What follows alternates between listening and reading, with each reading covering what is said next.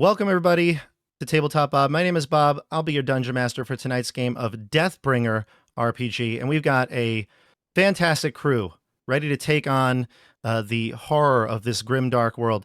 We've got Dasha, Nate, and Estelle, some regulars on the channel back. And of course, we have two distinguished guests, Esper and Wally. Esper, Wally, how's it going?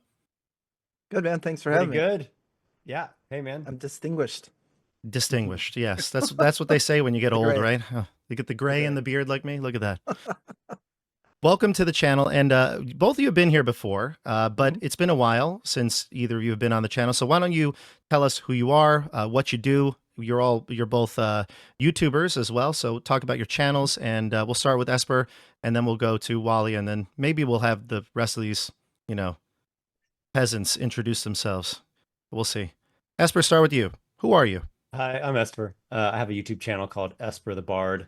Been doing that since 2009, and I do D&D, role-playing games, adventures, fantasy stories, and I make books, and I'm a writer, and I'm glad to be here. I'm happy to be gaming with everyone here.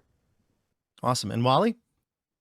Yeah. So I am Wally DM. I have a Wally with a YouTube channel called Wally DM because it's creative that way, and I have a channel focused on puzzles and traps. That is my main jam, if you will.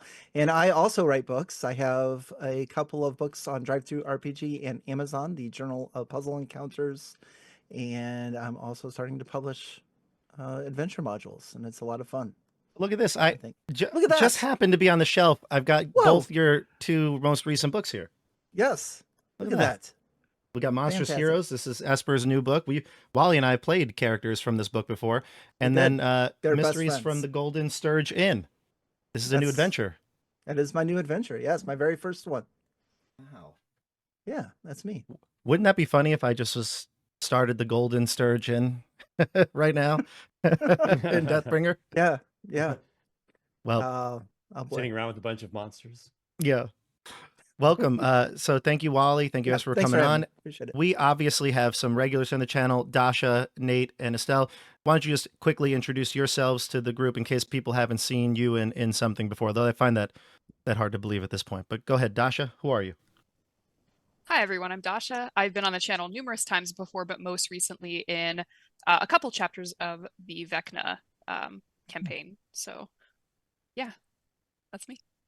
And we'll go to Nate. Howdy, everybody. I'm Nate. I've been on the channel multiple times as well. Most recently in Vecna as well, chapter 3 or 4, and from Keep on the Borderlands and a bunch of other things. Yeah. That's right. And actually, Nate and Estelle, we'll get to Estelle in a second, played in Esper's Eldritch Castle Kickstarter. Yes. Yeah. Which We That didn't was a lot play of it, fun. we survived it. Yes. Nice. Yeah. The castle played you. Like a fiddle. That front door. Why don't we go? Yeah, the front door. Yeah. Oof. Bad memories. Estelle, who are you? Hello, I'm Estelle. I think most recently I was in one of the Vecna chapters. A lot of Vecna. A lot of Vecna. Yes. So much Vecna, so much fun. I've been in a fair number of games. Eldritch Castle, of course. Mhm. Call of Cthulhu. Viral, yes. Those Tubal Force. Mm, yes. that's right. I've survived fair few games here. That's right. Now, I did tell everybody today, so we're playing Deathbringer. For those of you who don't know what that is, Deathbringer is a RPG, basically a pamphlet. It's really short, really like quick to read through. It's created by the Professor Dungeon Master from Dungeon Craft YouTube channel. Love his work. I've been a fan of it. People know this. I've talked about it before in YouTube videos and Discord. Big fan of his channel. And I've been looking at this game for a while. It's like a skin basically for 5e to make it like more of a hardcore mode. And I figured, on the channel, we've done different games. We've done things like Merkborg and Shadow Dark, and those are very similar feel and design to this one. This one is, like I said, more of a skin. So we're going to be using some 5e rules to flesh out the rest of the system. So, and that's what actually even says to do here in the book, monsters and such like that. Whatever you take it from spells and the like. You take it from that system and then just kind of port it over into Deathbringer. There are some rules for like how you will adapt a monster for the game, like determining their hit points and stuff like that. But it's really just a OSR style game mod. that, yeah, like a mod, exactly, that Yeah. tries to hack 5e. So we'll see if Yeah, it it's like lives up it's to a its really name. simple mod, but makes like big changes. Yeah, yeah. I think the point of this game was to make it a more deadly version of 5e, and we've played some real quote unquote deadly games. In fact, Nate, your Keep on the Borderlands campaign that you referred to, we actually used some rules from 5e hardcore mode, which is another sort of like skin you put onto 5e, and I think we agree it made Keep on the Borderlands a much more difficult campaign. Oh, you're muted.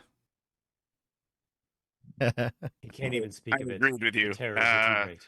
Words of yes, absolutely. Is health is much more precious for sure.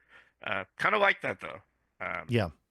Yeah, so a couple of things about this game that are very, very different are that hit points are just base hit dice. You don't add constitution to it, so everybody's hit points are going to be relatively low. And then also, when you get to 0 hit points, you go unconscious, but negative hit points, you die. So really getting down to the absolute bottom is really deadly. If you get anywhere within striking distance, it's going to be a threat. And we're going to start with 3rd level characters here, just because we wanted to get more mechanics. And there's a cool mechanic of Deathbringer dice that we'll introduce. We're probably just going to introduce a lot of the rules as we play. We won't really be talking about them much more here. But we hope you enjoy this adventure. In fact, this adventure is something I created. It could be used for 5e. It could be used for Shadowdark. In fact, I have created 2 versions of this that you can download for free right now. It'll be on my Patreon. It won't be just for the Patreon members, but it'll be on Patreon for anyone to access. I did this with my Valentine's Day Shadowdark game I did last year, and that was really good. A lot of people, I think, got use out of the module. So I made 2, one for Deathbringer and one for Shadowdark, so you could download either. Again, by the time this airs, it'll be on Patreon already, and you can check the link down below for in the description to get there, and all the social media and good stuff. And I'll put links to Esper and Wally's channel so you can check out their awesome videos as well. All right, you ready to dive into Deathbringer here? Yes. What's the name Yeah. of your adventure? Yeah. The Good. adventure is called The Sunken Tomb of the Sun King, and we'll find out exactly who this Sun King is. Sinking So- Sun King? This party has been traveling in the Oride Desert. This is the land of Illustria. This is the world of Illustria. It's our homebrew world here on Tabletop Bob. It's basically a desert, a vast desert, and there is said to be a library, a hidden library of sorts within the desert. Be nice to find it, see if there's any sort of mystical arts to uncover there. But right now, that's not in your minds. The blistering desert sun beats down on you as you stagger forward, lips cracked, throats dry, supplies and water dangerously low. The wind howls, kicking up grains of sand. Mirages flicker on the horizon. And just as your party is about to falter, you crest a dune, and you see it. A bustling bazaar. Lanterns swaying, canopies flapping in the wind. You see figures in flowing robes and intricate masks, trading goods, calling out in a language that you can half hear, half understand. The air is now cool as you approach the bazaar, rich with the scent of spices and roasted meats. Salvation. Let's introduce our characters. Quick description of what they might look like as well as their class in Deathbringer. Why don't we start with Esper? I am Harak. Very thin man. Dark hair, dark eyes, tan skin.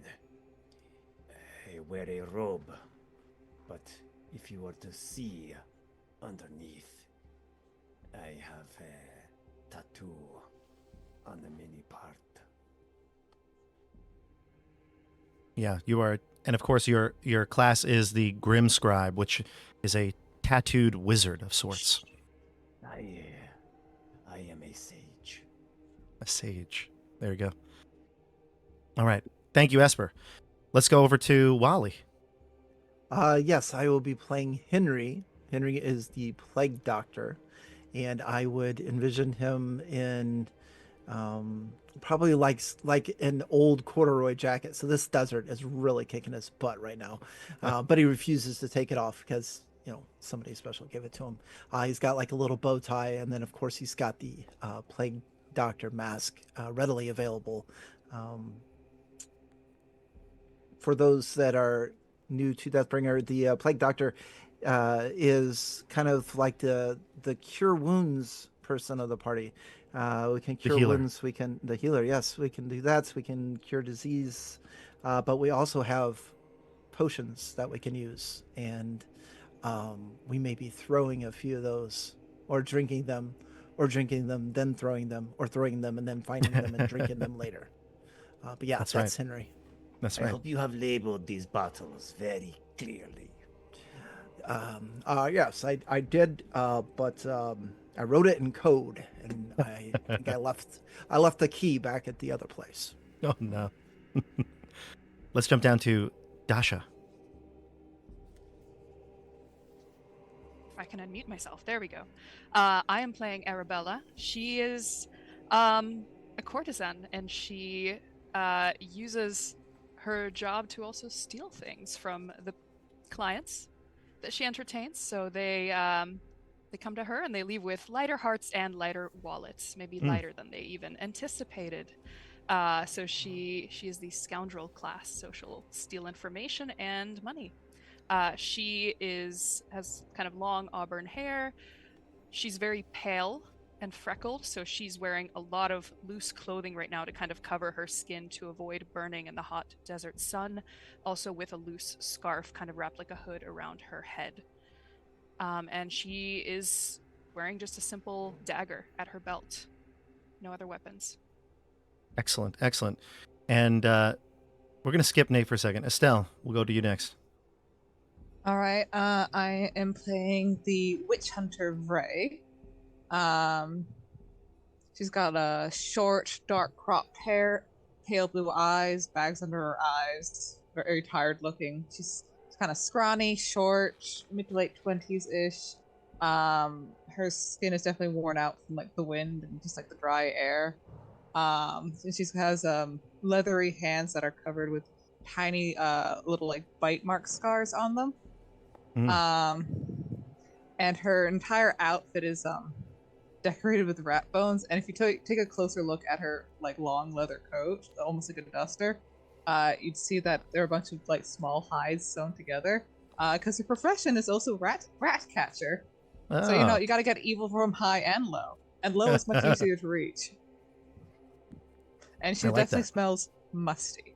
I had the displeasure of going like to grandma. a museum sort of exhibit, and one of the exhibits was just straight up like cow bones in a pile. Ooh. That smell is never leaving me, and that's what she smells like. Okay. When you sent her character description, I had a very vivid scent come to mind. In fifth grade in science class, we dissected owl pellets. Oh yeah, And that is the smell Yeah. that emerged in my consciousness. Yeah. She It's a smells good of, like, thing- old bones, and just old flesh. It's like, ooh. It's a good thing the viewers can't smell us right now, because oh man, they'd really get a glimpse. And now, last, but certainly not least, we go to Nate. Nate, who are you playing today? Howdy. I'll be playing Bjorn. I have the honor of playing the Deathbringer class. Yes. So I guess comparable to maybe a barbarian or fighter. But early 30s, scraggly blonde hair, blue eyes, pale skin. Bjorn is just straight up sunburned, very badly. Not 0 on the intelligence or wisdom. So learning through mistakes and probably needing to make those mistakes multiple times to actually learn. That's good. Yeah, very weathered hands. He's kind of got he's big and strong, not necessarily in shape though. And Bjorn's constantly looking for a good gamble. Nice. I like it. Yeah. Listen, round is a shape. I don't care what anybody tells me.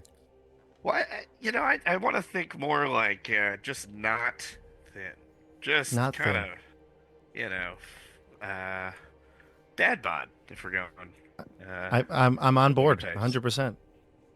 I embody So that. You are a walking What'd you say, Esper? A walking what? brick. Prick? Is that what you said? Yes. That's A it. great description. That's you. That's you. Yes, Well, honored. yeah. So we're here in the desert, and like you said, most of you aren't prepared for it. I mean, you were at once prepared, but you know, maybe the steeds you had, the camels you had, died in some sort of an attack. You were lost in a sandstorm, and you can't find your way. You've been wandering now for what feels like days here, like I said, without any sort of help at this point, it's death is almost a certainty. But just before you, you can see it, a bazaar, and it seems so convenient that this point, right near death, you crest that dune, and there they are, people, salvation. What do you do? Water. Please, water. Seeing the city, Arabella starts. She doesn't have a lot of energy left, but as fast as she can, moving towards the bazaar, and just exclaims, "Oh, thank the gods! Civilization, finally!" Yeah, Bjorn sprints looking for a well, and he sort of as fast as he can go. Mhm. Yeah, I'll follow Bjorn. And Wally, does Henry follow forth? Yeah, Henry is behind them. I'm going to say that Henry's maybe a little bit older, so not as fast as the rest Mhm. of them, but definitely looking down at his empty water skin, pours out the sand, and it's like, oh yes, wait for me. I'm on my way. Don't worry, right behind you. There we go. Henry's just a slow step Your behind. potions have turned to dust. Oh, well, I've got those. Don't you worry. I've got those ready. I've got those ready. Nothing. What happened back there isn't going to happen again. I promise. They are ready Yeah. now? I don't know. Why but did I'm you parched. not give us that to drink? Because you'd blow up. Just put it simple. Not all That these is not a potions are good to potion. drink. So the bazaar. You see Yes. these merchants opening their stalls up. You wander into the bazaar. There are no other patrons. There's just a whole bunch of merchants there ready to sell. As you walk in, people offer you food, water. There's jewels and stuff like that. Every type of stall is here, and it seems pretty vast. You notice people walking about, but they're, like I said, there are other merchants walking from their stall to see what's going on. They all congregate around you, and every single one of them wears a strange mask. It's a variety of them, different colors, shapes, sizes. Some made of metals like silver and gold, others made of wood that are painted, and each of them comes up to you, starts to hand you water, food. I assume you accept. Oh yeah. Oh, thank you. Thank you. Bjorn Can I starts try to chugging see the if- water. Yeah, I want to see if any of this stuff is poison. Sure. How would Bjorn you like to doesn't. do that? You want to sniff it? Yeah, I'll sniff it. Okay. Yeah. You sniff the meats, the meats that they're giving you, the water. You can kind of see if has a smell or a scent to it. Everything seems legit. Why waste poison upon us? We are nearly dead already. You don't know what evil plans for us. Estelle, since you're really your character's been really receptive here, looking towards the food and everything, when you see that Bjorn is given a canteen of water, you notice that the sleeve of the merchant slowly kind of reveals behind it almost a translucent, spectral looking arm. Can I grab the arm? You can. What is this? You grab at the arm, and your arm you grab like mostly the clothes part of the forearm, and then it almost vanishes into nothing. Like the clothes, the arm itself, they dissipate. The person retracts their hand and says to you in sort of a I wouldn't say it. It sounds very much like he's there in front of you, but has almost like a eerie moan to it. And he says to you, I am Kafir. I am the merchant of this bazaar. You need our help. Indeed, we do. And we are so grateful for this water. There shall be no judgment from this witch hunter. You there. Points to, Vry. I only search for evil, but act of charity works well in your favor. We are noble spirits, merchants, cursed to walk these desert sands. We need your help. We can help each other. What do you think? What do you want? We want what belongs to us. We want the Sun King's amulet. You can help us. Bring us the amulet, and we will offer you food, water, and a caravan of camels to lead you back to civilization. This is madness you speak of. The Sun King's amulet, we will all surely die at that task. All have perished in pursuit of it. We may not have a choice, Harak. We must help. We need sustenance. We need something to transport us across this desert. I'm not going back out there without supplies. Surely we can pay for supplies. I What pull good out is my food and wallet water with my if we one. have already died? I suspect money will do them no good.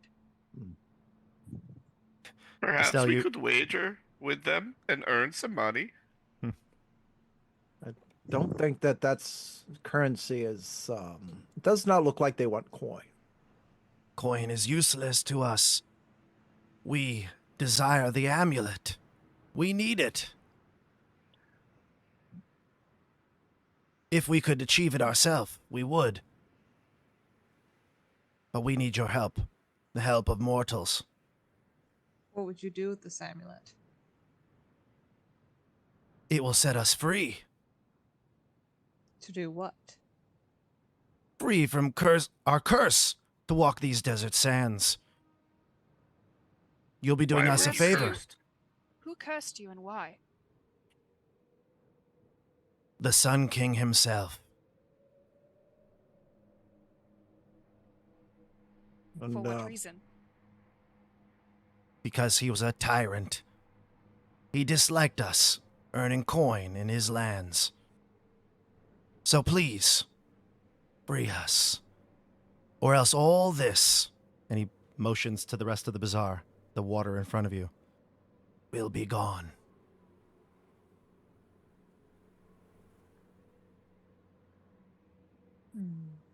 Okay. I I think we I'm. must. Yeah, Good. that's the least we could do to repay our debts. Do you have anything for chapped lips? I mean, the water is good, but my lips are just killing me. Yes, I believe we have some lanolin somewhere. That would be fantastic. Yeah, I'm good to help. Yes. He snaps his ghostly fingers, and you can see now he reveals his actual face, his mask. You can see he's got it's almost like a blue spectral translucence to him, but he looks human.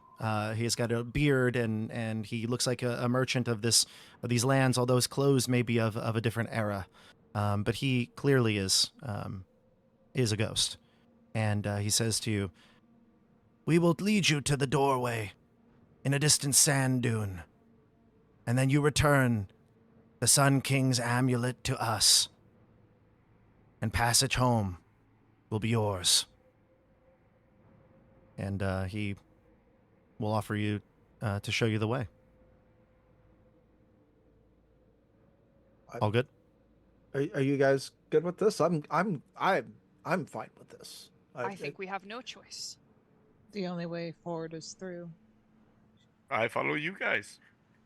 Rock, you're awfully quiet. I have already spoken my piece. Well, He is distrusting of us. It is fair. But the only way we all survive this is getting that amulet. Now let's go. And he starts to walk off away from the bazaar. You can bring as much water or food or provisions as you'd like. Okay. That's not an issue. The trip to this dune is not far. It takes you maybe 20 minutes. Again, the sun, you just got a little reprieve from it, so you're feeling better about in terms of the heat. But after a short distance, you're sweating yet again. You can see a doorway that's partially revealed. It's like sunken into a sand dune. It's nearly engulfed. You can get to it. He disappears once he shows it to you. It seems almost that he doesn't even want to approach it. But he'll point out in the direction that it is and then vanishes. He's no longer with you. You can see that the stone door, like I said, about maybe half of it is visible. So with some digging, some shoveling out of the sand, you can manage to see the stone door. It's made of limestone. There is no discernible handle on it. But in common, there is an inscription, and it reads, "The king rests, untouched by the unliving. The worthy may offer life to enter." What do you do as you see this door in the sand dune? King rests untouched by what? By the unliving. The worthy may offer life to enter. We shall Big draw ones. lots. Whoever takes the shortest straw becomes the sacrifice to open the door. I think you may be too hasty, Harak. Perhaps they only want our blood. Yes. Let's try that first, shall we? And then draw lots for a sacrifice. Sure. So how do you want to do this when you say draw blood? I'll take out my dagger and I guess do like a cut on my palm and hold it up against the door. The Make sure classic. it's That good. old move. Make sure it's your non-dominant hand, Oh, because of course. Don't even do it on the palm. Like, do it like on your arm. That way, like, you still use It's your But it's more hand. dramatic still. It's more dramatic to do that. It's got to have classic. the cinematic effect, okay? She's a drama queen. You She's cut gonna your make it palm. look really cool. You cut your palm in an awful grotesque way, like they do in movies, and then you smear it on the Yes. door. Mhm. And when you do, the door slides open. You can hear the what may be hundreds or even thousands of years of like just dust and sort of grime from these sandy dunes rush right against it all the time. The grinding of it all as the door opens, slides to the side, revealing a dark staircase down. Bjorn starts to bring his hand towards his battle axe to do it too. No. No need. No need. Oh, okay. No. Arabella takes a strip of cloth, rips it from her skirt, and starts wrapping her palm. And as she does so, she'll like look back and smirk a little bit at Harak that she was smarter than the supposedly most learned member of this party. Your Yeah. brilliance knows no bounds. I know. I'm aware. Now, Harak, you have read many books, I'm sure. What do you know about this Sun King? Esper, if you'd like, you can give me an intelligence check. Some called him a tyrant. Others called him a god. And if anybody actually, I mean, you lived in these lands. It's not something that's unfamiliar to you. Everybody here can give me a intelligence check, to see if we can know any bits of information about the Sun King. I know Nate will probably love the Sun King. I mean, I love him, but Bjorn doesn't know anything. Bjorn has no idea. Yeah. And fittingly got a 3. Bjorn does Okay. not know what a king is. Yeah. Esper, with a 17, becomes a 20. Checks out. Looks I'm like, going oh to no, choose to fail. 15, yeah. Bjorn knows many kings. Smoking, drinking, and king. Well played. Well played. Those are his 3 favorite kings. Yeah. In order, I think, probably. Yeah. Is this true? So what you know about the Sun King? Esper, you got a 15. That was your roll? Yeah. So that was, I think, the highest here. And you would know a couple of things. Number one, you have heard that the Sun King's name is actually Zehar, Zehar. He ruled in the desert long time ago, like over 1,000 years ago, and this is before his empire crumbled. The gods did not favor him. After a while, he was beloved, but his empire did not last past his death very long. He also is a follower of the god Hyperius. I know that Wally and Esper and probably even Dasha, the 2 or 3 of you, probably don't know the pantheon as well, but Hyperius is a god of the sun. He is portrayed typically as a human with golden hair, and he wields a longsword. You also would know, and this would probably everybody would know just in general, he's a good god, and oftentimes is believed to have mingled throughout human society under disguise, and has fathered many children through his work. Yeah. Also known as the Risen One, the Rising Yes. Hope, the Ascended One. Yeah. Nate loves Hyperius in our Big in our fan. home games. Big Yeah. fan. It sounds that he rose to the occasion many times. Just a few times, yeah. So yeah, that's what you know about the Sun King, Zehar. So what's the marching order here? Does anyone have torches? Because I have 6. I produce flint and steel. I have a lantern and would be assumed to be in front. Okay. So what one thing that Deathbringer does that's different than 5e is that typically in a lot of OSR games, light is a big deal. So in Deathbringer, light is a big deal. Everyone is human, and no one has dark vision. So there will need to be light sources. Nate, I'll put you at the front. I'm going to switch us over to our map view here. So my shield is on my back. Okay. And let's bring up. There we are. Everybody see your characters? Mm-hmm. Something's wrong with my clicker here. It's not clicking, but the characters are in this stairwell here. And Nate, I put you in front. Who wants to be second? Not me. My health is in single digits.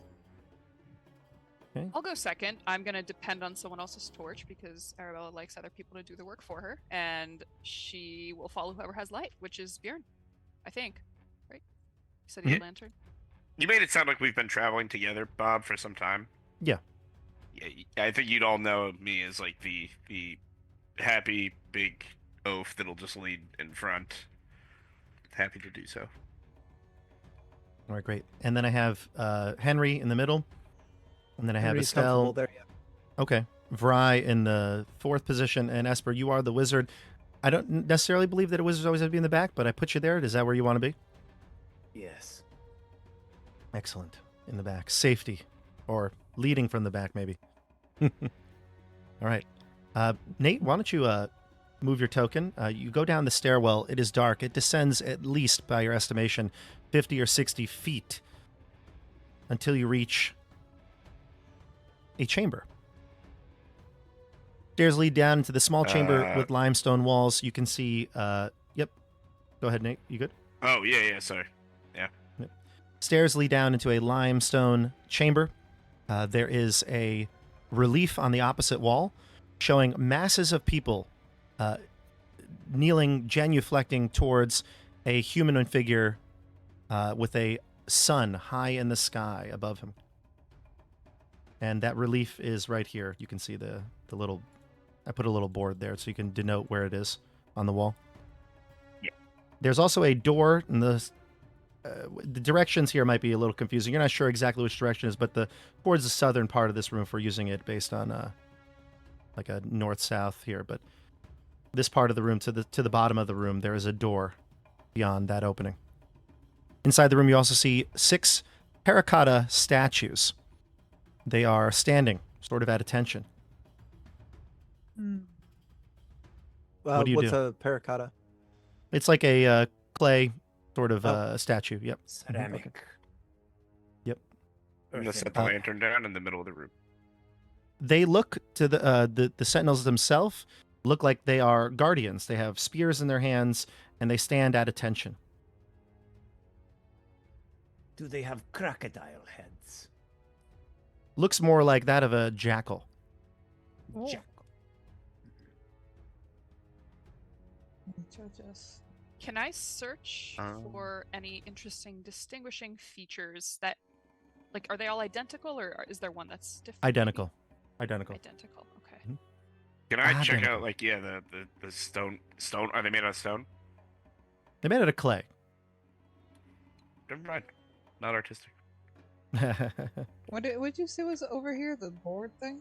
Yeah, it's a relief of show depicting a masses of people genuflecting towards a some sort of a monarch, a leader, a human, with a sun high in the sky. Hmm. We should continue through. Okay, so I see Estelle Vrise moving towards the door towards the bottom of the room. Yeah. Okay. You're making Move me your regret token. saying that, but yes. Okay, move your token. Stay here. Yeah. I'm like Okay. looking around the corner. I don't want to proceed without backup. There is a door just beyond that little hallway. It Yeah. looks like it is made of stone as well. But as you start to leave the room, as it appears, the statues begin to move. You can hear the sounds of the clay grinding against each other. The sentinels come to life. So we're going to go into initiative here. Now, here's the deal. The initiative works really different in Deathbringer. If you haven't taken a look at it, take a look at it. It's in the combat section. It says here that there's group initiative every single round. Each side, the enemies and the players, we just roll this. One person could roll this. You roll a d6, and whoever goes first will take their whole group turn. But it's a little different than just like we go one at a time. Everyone's going to declare what they do before you actually do it. And then at the same time, we all roll our attacks, spells, whatever it may be, whatever we decide to do that turn. It all happens at the exact same time. So this will be unique. I've never done something like this. Let's try it out. That's the old school way of doing it. Oh, really? Yeah, that's like old school D&D. Yeah. Wally, Bring it we- back to me. Like, I just We should realized probably Wally's in pick the wrong. someone of our group to be like the leader, Hmm. like the initiative roller. Gotcha. Mhm. Just realized Wally and Dasha are in the wrong spot, so I'm going to switch you right now. Don't know how that happened, actually. Does the I'm person Wally now. rolling the d6 Dasha. add Sure. dexterity modifier? No, it's a straight d6 roll, which is Okay. also kind of weird. Yeah, Humans win on the tie. I would say so. I kind of like. Actually, I'm a big fan of That's all rerolls. I OSE like. is. I like rerolls, but we Okay. could do that way. Okay, so now we're in the right spot here.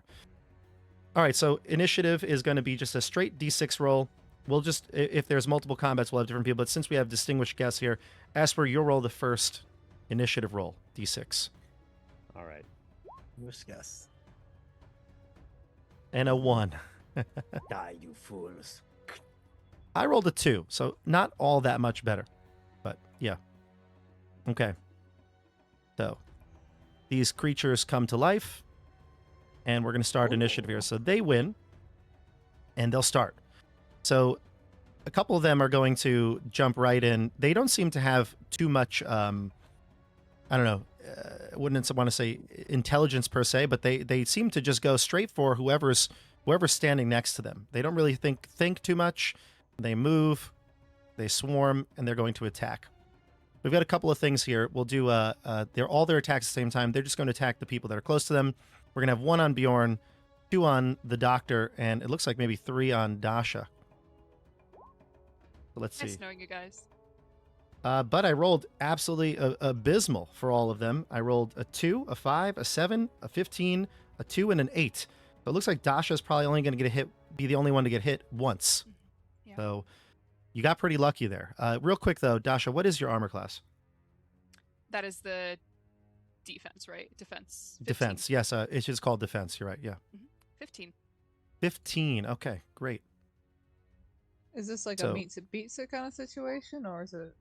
Yeah, it's same as AC in D&D. What Okay. is everybody's AC higher than 10? I assume it is. Oh, yeah. Yes. Okay. If it's higher than 10, then you're all safe except for Dasha. She got hit once.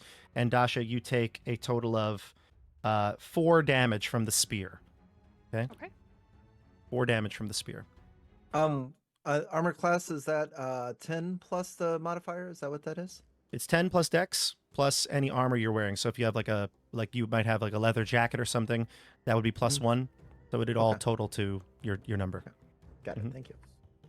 All right, so that's the end of the Sentinel's turn. We go to the group. So group, we're going to declare what you're going to do. Whoever's ready to tell me what they're going to do can just kind of jump in, and then we'll all roll at the same time. I'm gonna throw a bomb. I'm Okay. gonna try to turn undead. Okay, now I know, and Estelle, I used skeletal tokens here just because they look like skeletons. Yeah. You know, they're from the Printable Heroes. They didn't have an exact one. These don't look like they are. They just look straight up statues. They look like statues. Yeah. So you're not quite Okay. sure. Now, you're a witch hunter. I think you even have the ability to even. Only once a day. Yeah. So you probably don't know for sure. All right, I'll just pull out my. Yeah. Crossbow Okay. and take aim at the closest one. Okay. Great. What about you, Esper?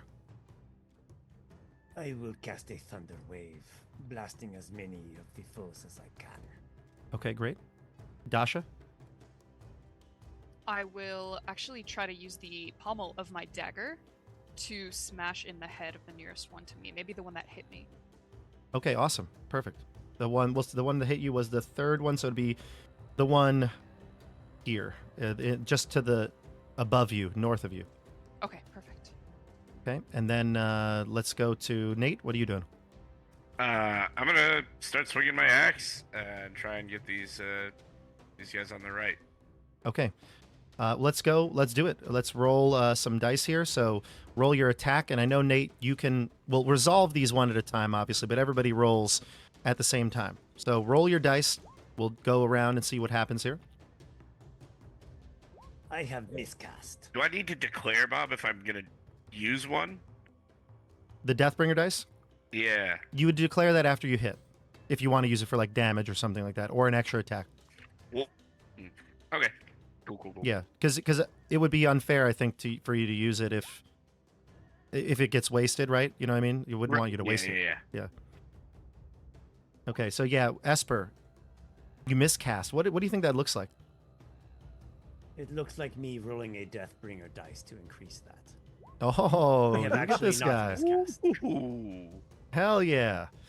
So you conjure this magical energy from your tattoos, you draw the magic out, and blast a thunderwave. Roll your damage. I wear a robe, but you all see a sort of fell light glowing from underneath. A blast of thunder. And roll your damage. Pathetic. Yeah, but only one's going to pass. The middle one, will say, passes, and the others take the full damage, which is 6. Yes. Okay, great. All right.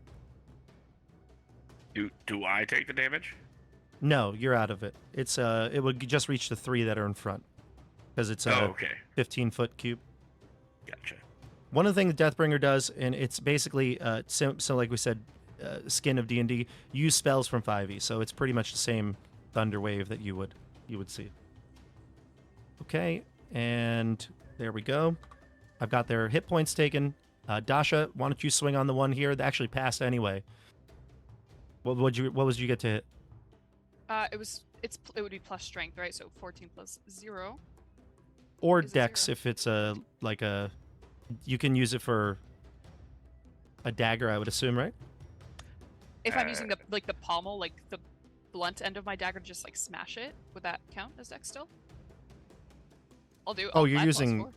The pommel, right? Yeah. Yes, yeah. I'm trying because it's clay. I'm trying to like smash its head in, basically. Okay, go for it. Yeah. So So yeah, if that strength. is. I assume that is strength, and I just rolled 14. Okay, you hit. Roll your damage. Okay. 4. 4. Now these things seem pretty vulnerable to the damage because it's a clay statue. So you crack right into the skull of it, and this one collapses. Are they vulnerable to thunder? No, but no bludgeoning.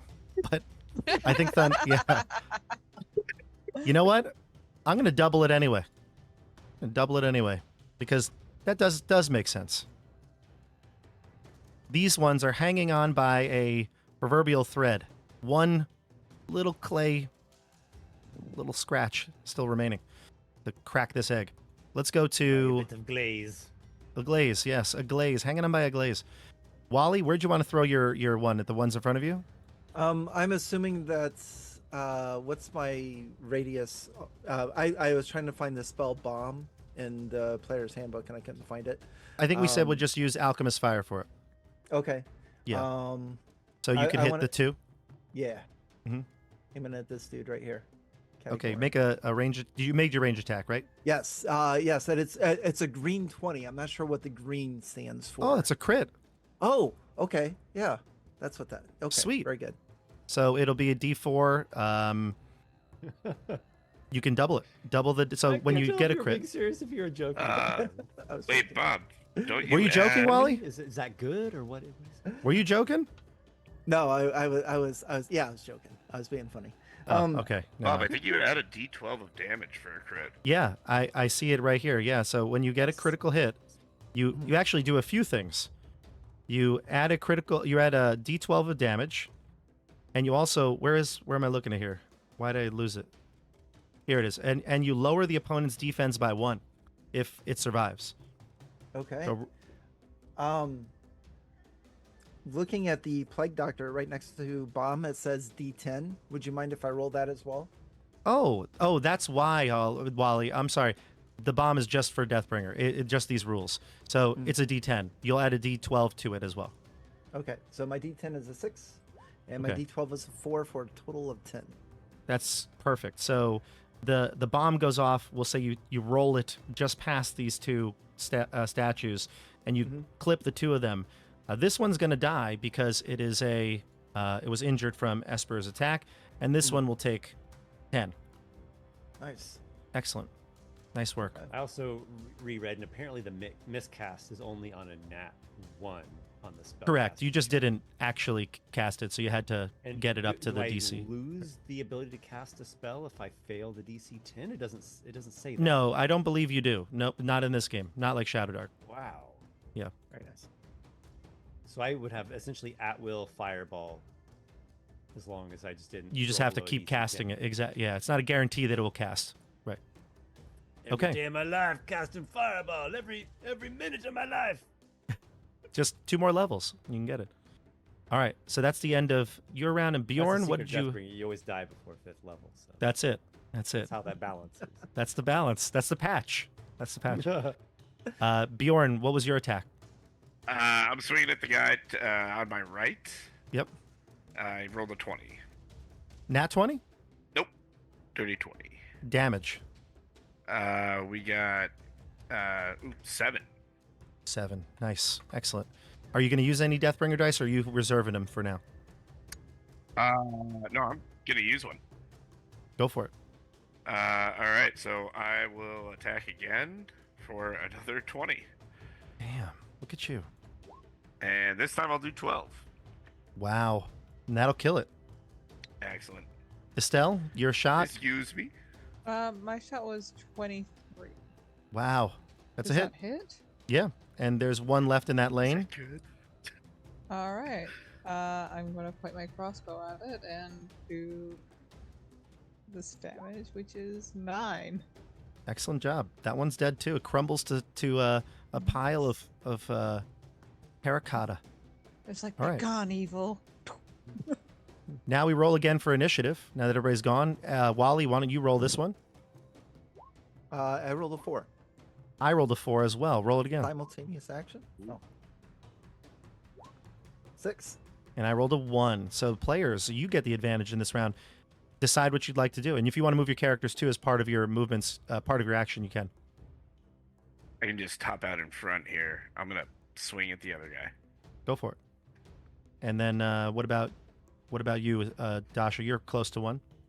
I'm gonna do the same exact thing.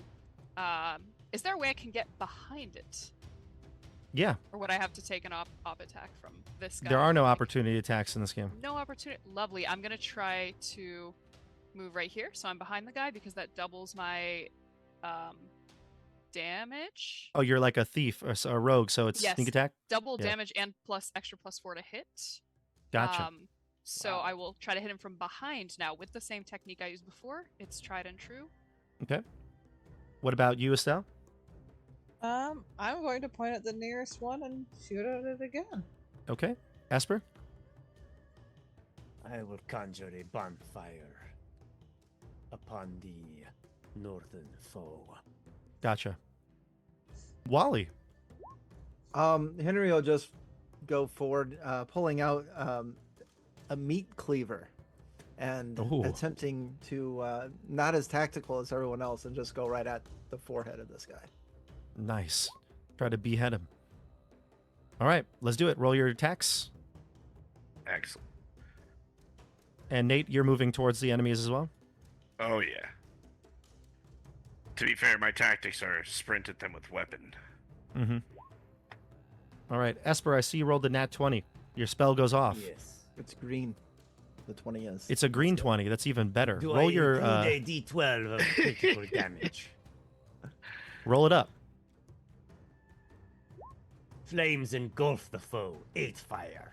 Yeah, and he burns the terracotta into a pile of clay as he In melts the down. furnace you are made, and in the furnace you will be unmade. I love it. I love it. I got to be honest, Esper, you're killing it with these voices. I know we all got to step it up. I Somebody- know. somebody It's a said little Many notches. intimidating. Hello, And, I am my name is Graham. Bjorn. Yes. Uh, Nate's character just works at IKEA. That's it. He wandered through IKEA and fell through a portal. That The happened desert. back there. The desert is actually IKEA. We were just lost in IKEA. It's a metaphor. Bjorn, go break down these pallets. Yeah. Yeah. Bjorn was a stock boy at IKEA in New Jersey and then ended up here in the desert somehow. Oh, that's a tale for another day. Estelle, what was your attack? My attack was 12. 12. That does not hit. It does not hit. The crossbow bolt goes wide over, just missing your friend, the doctor, his mask by an inch. That was close. Yeah.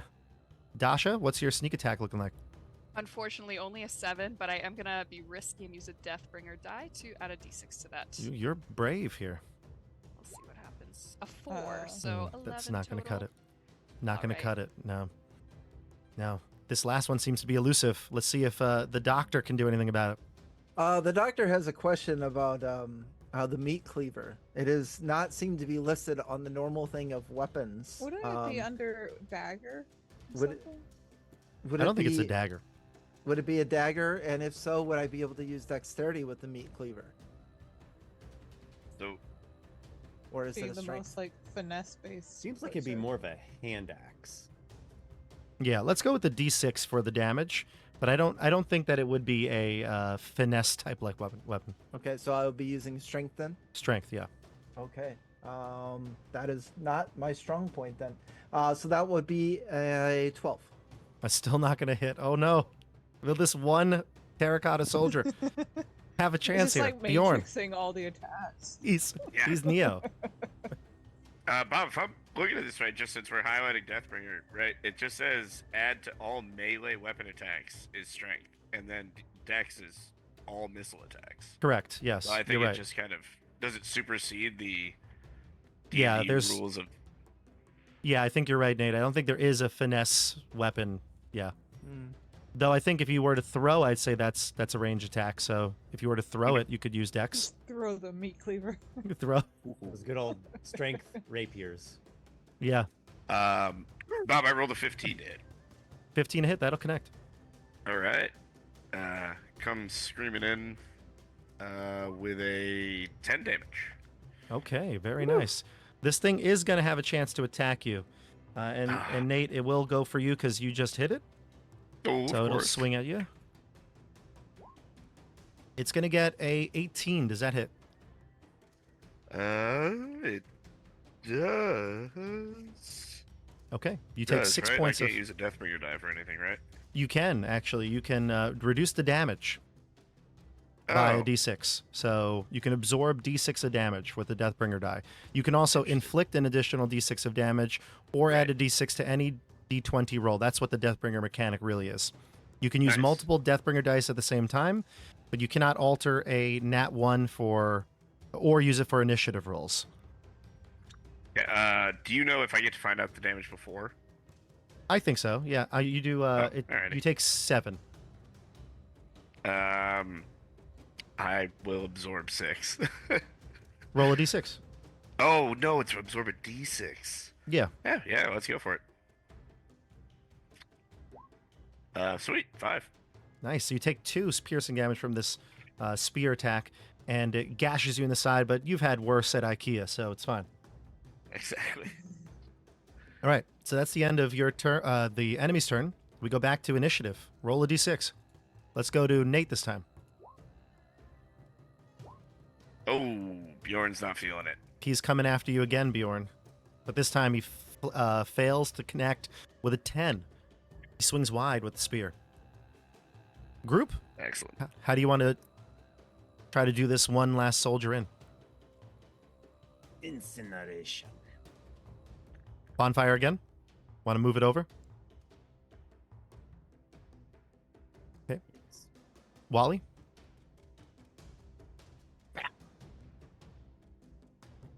Meat cleaver.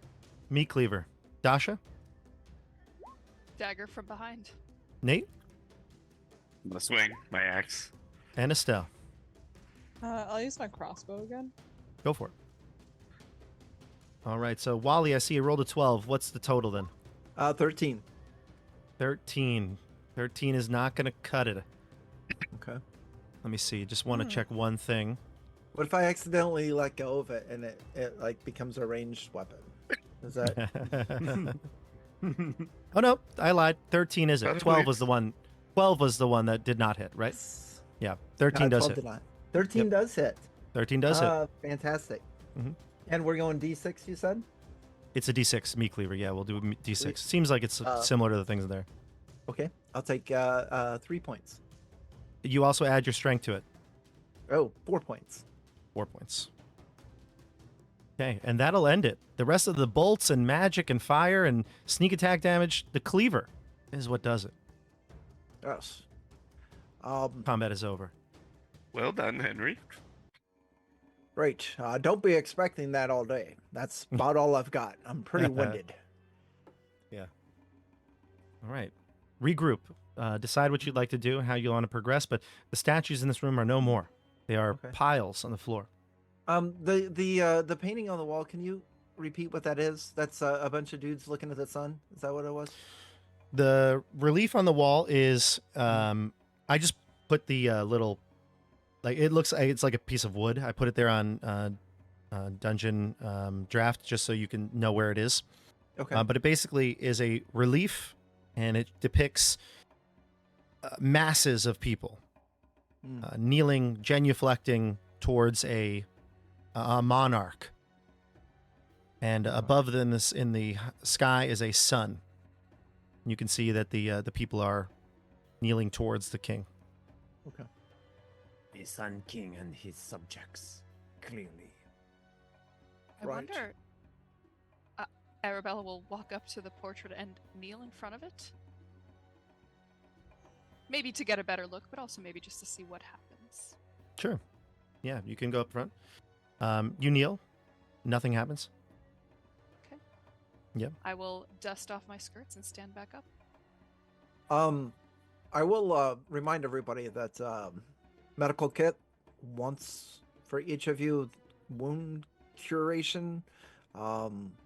Does anyone need anything? Or are we good? No? Okay. No, I'm totally fine. Okay, Right. so far. Ignoring the All blood. right. Famous last words. Okay. Yeah, Yeah, so ignoring. let me know. There's one for each of you. So, yes.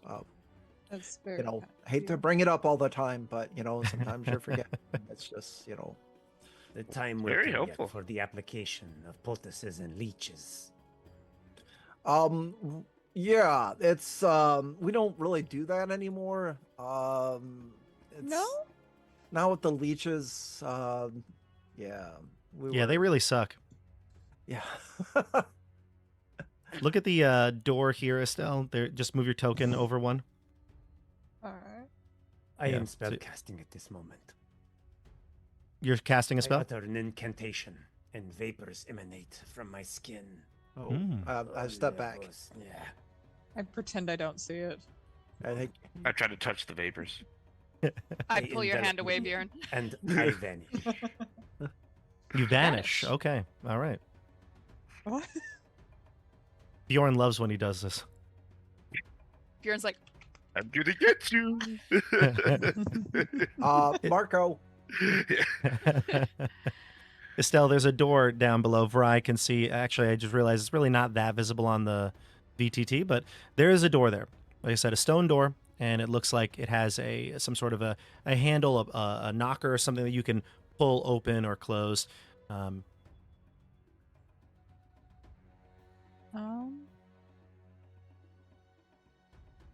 Bjorn, Yes, would you mind opening the door?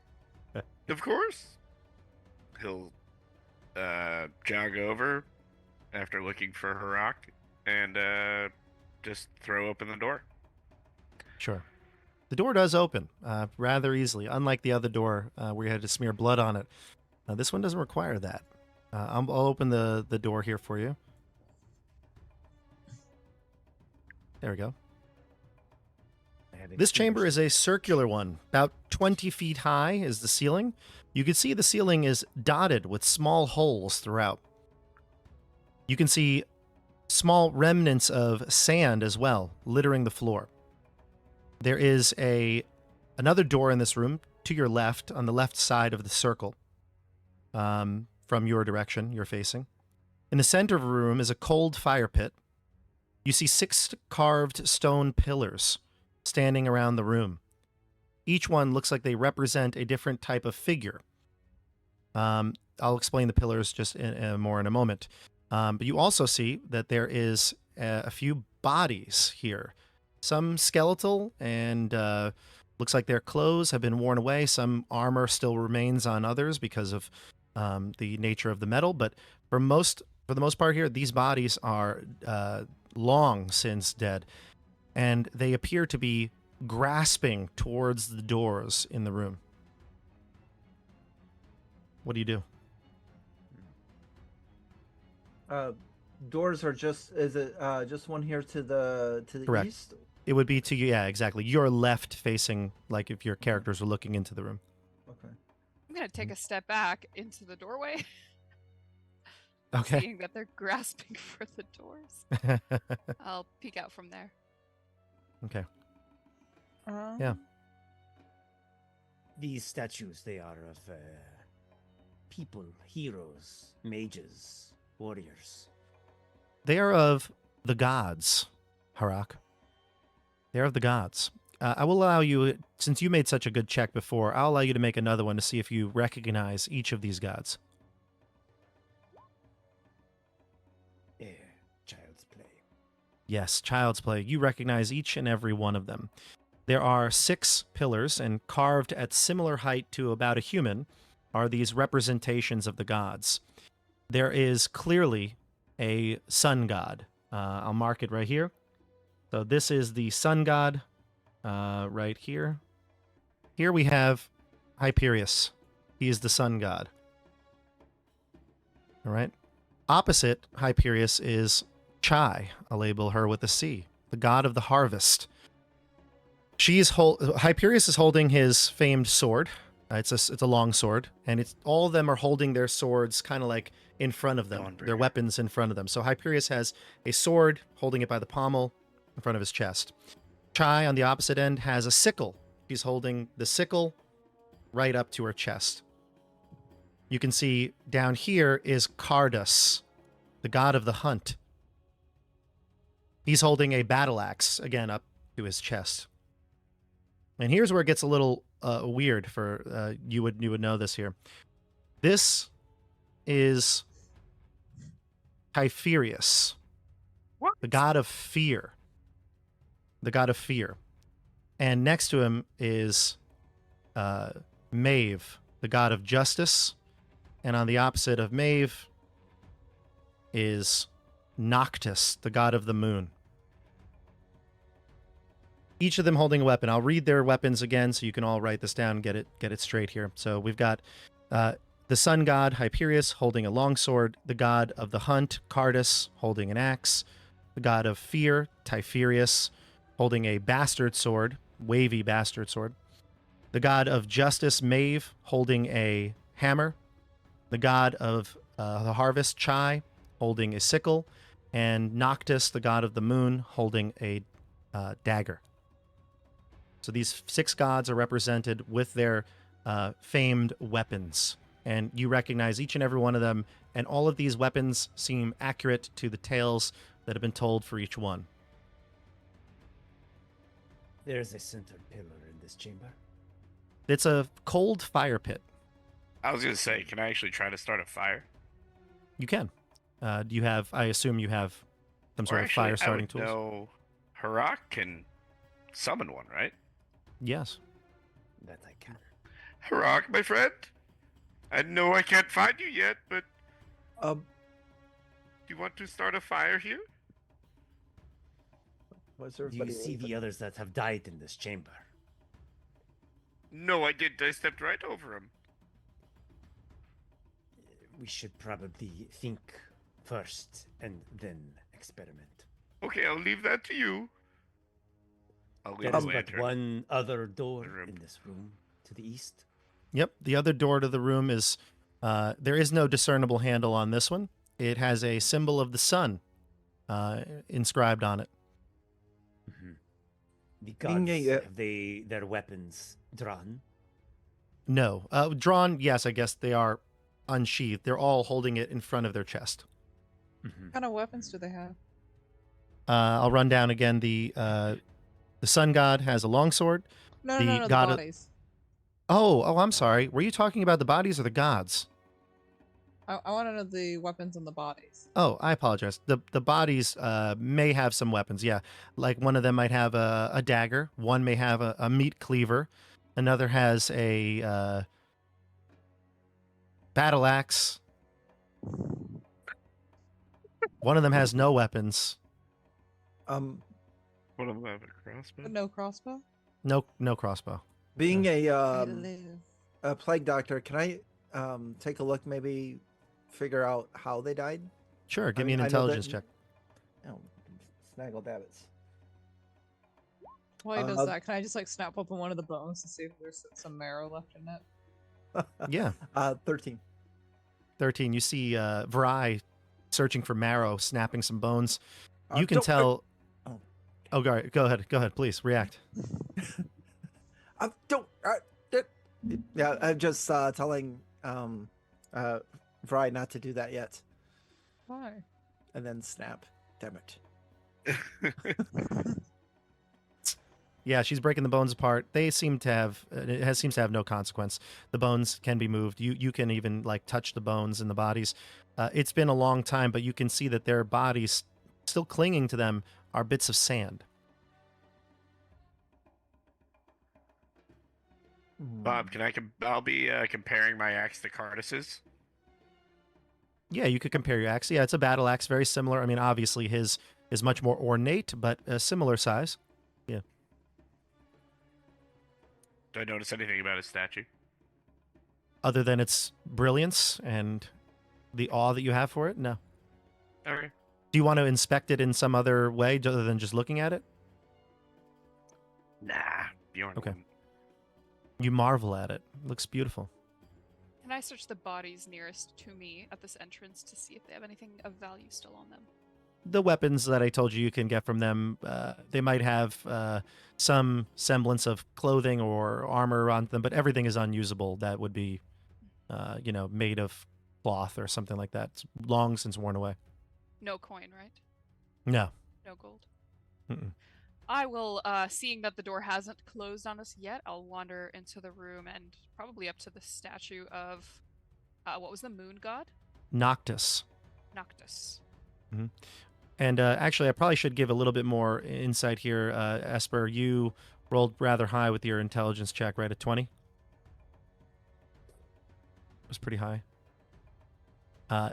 Noctis is the antithesis to Hyperius in terms of like relationships amongst the gods. Noctis and Typherius actually betrayed Hyperius long ago. They betrayed him by turning some of his what they called sun-kissed followers to monstrosities. Maeve, It's horrible. it was horrible. Yeah. Maeve and Cardus are good friends of Hyperius. They often side with each other in many issues amongst the gods. Cardus is actually a very close relative of Hyperius, and Chai is very neutral in all of this compared to the rest of the gods.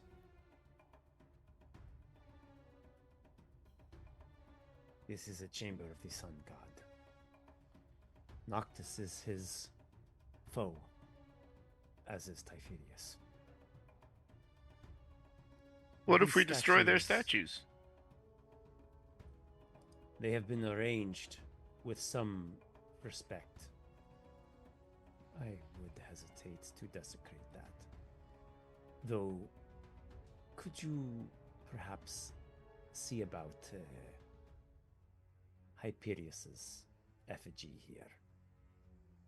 Perhaps could you move it up to the brazier? Yeah, Bob, can I try to move Hyperius' statue? The statues are Actually- actually carved into pillars. I'm not sure if you caught that first part. They're pillars, but at the height of a human, they are carved. So Gotcha. they're a pillar, but at the height of a human, it's carved. And then just the fire pit, that looks like it could be moved though. I will let you all know that's. Well, you said that there was sand on the bodies. Would I be able to draw a conclusion that maybe this room could fill with sand? Yes, with the holes in the ceiling as well. Yeah. Oh, And yes, I'll the point holes that in the out and ceiling. mention one false move, and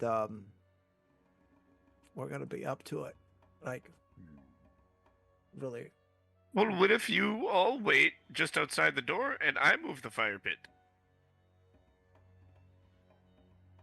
Perhaps bring it to Hyperius and offer something to him?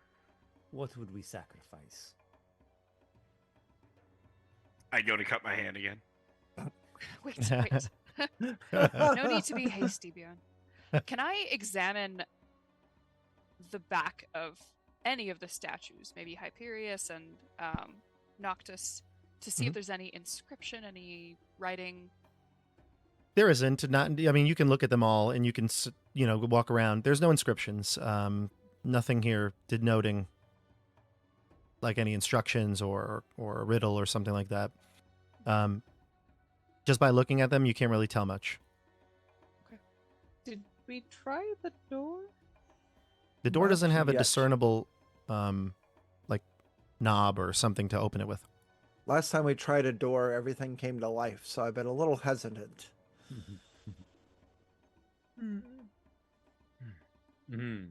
Shall we offer the fire to A Hyperius? sacrifice to Hyperius in the brazier. The door has a sun symbol on it. Yes? Maybe he wants sun on him, light. You reflect it over?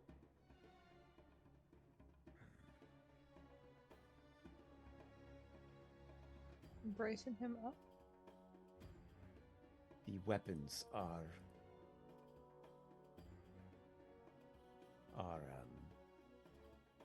given importance here. Long sword. Have any of you such a blade? I have Don't. I have a dagger, and I'll hold mine up next to Noctis's dagger. A weapon of the foe. Oh yeah, put that away. Wait, was there a sword in this room? With one of the bodies? No. Are the weapons the statues hold also carved from stone, or do they hold actual weapons? Good question. They are carved from the stone, and the weapon looks like it is carved into the statue. I see. And we can't like sort of spin the pillars at all. Nobody has tried touching them yet. I think you've been scared. Oh.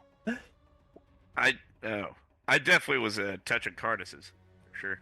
Okay. Yeah, you can touch his statue. Nothing happens. Yeah. You can feel Nice. around. Give me a Nice. Touch investigation. the statues. You can give me an not investigation, intelligence or a wisdom check to see if you can discern anything once you touch it. I got a 10. Yeah, you get the sense that when you feel that battle axe, like you were comparing it even, like trying to see if you could even hold it, that you get the sense that there is some sort of mechanism, it can be pulled. Now I don't think you would pull it necessarily without telling the group, but you can decide that. So I'm not gonna say it, but you feel like you could. It moves. You feel like it could be pulled. I won't this time. But Hmm. And what of the sword of Hyperius? Is it able to be levered? But do we want to disarm this god when he's surrounded by its foes? It is not a disarming, it is a lever. Be my To guest. open You the can slab. try Harak. Yes, try it while I'm over here. Please. Bjorn, would you see if the longsword of Hyperius can... yeah, I'll move, inspect can it. hinge? Yeah, I guess, Bob, I kind of forgot. If there's one thing Bjorn might actually be good at, it's rocks and stone. So he probably would know statues at least a little bit. I don't know. You're a mason, right? Yeah, that is my whole. You know what? I'll give you backstory. advantage on the roll. Yeah, go ahead. Okay, yeah. So I'm gonna check out Hyperius's more closely. It's but Bjorn at the end of the day is still just not the sharpest pickaxe in the quarry. He's got a 6. You get the sense that these were meant to be moved, though. Obviously, they're levers, like you assumed. You have the ability to pull the weapons. It seems like you can There's inspect each and every one of them. They can be pulled. So there's got to be an order then. It's either Could be Hyperius alone. It could be Hyperius and his 2 allies. right. I wonder if you have to pull them at the same time. I know I shouldn't, but I want to pull the dagger so bad. But I won't. That would necessitate 3 people or more always come here. For whatever purpose this was designed. Never a solitary or a duo. This is Hyperius. This place is an honor to Hyperius. In this chamber specifically so. My hunch is that pulling the levered blade of Hyperius will serve to open the door. If not that alone, then as well his allies. Shall we Okay. try? Have no fear, Bjorn. Bjorn's Yes, gonna. Yeah, he has no. He doesn't have the concept of fear.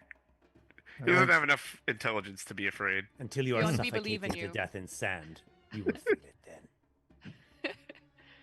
We believe in you, Bjorn. Oh, thank you. Yeah, Bjorn will reach as soon as everyone's out. He's assuming he's waiting for everyone to get out, and then. I'll stay in here with you. I'll Oh, stay okay. too, actually. Yeah. Oh God! Oh, thanks, friends. And I'll pull on Hyperius' sword, like a lever. All right. You pull on the sword. It cranks down. You can feel it going further and further. Once it reaches about a 90-degree angle, it locks. you hear the clicking of the mechanism inside, and the door near Esper and Estelle slams shut, almost like it was cranked by some sort of similar mechanism.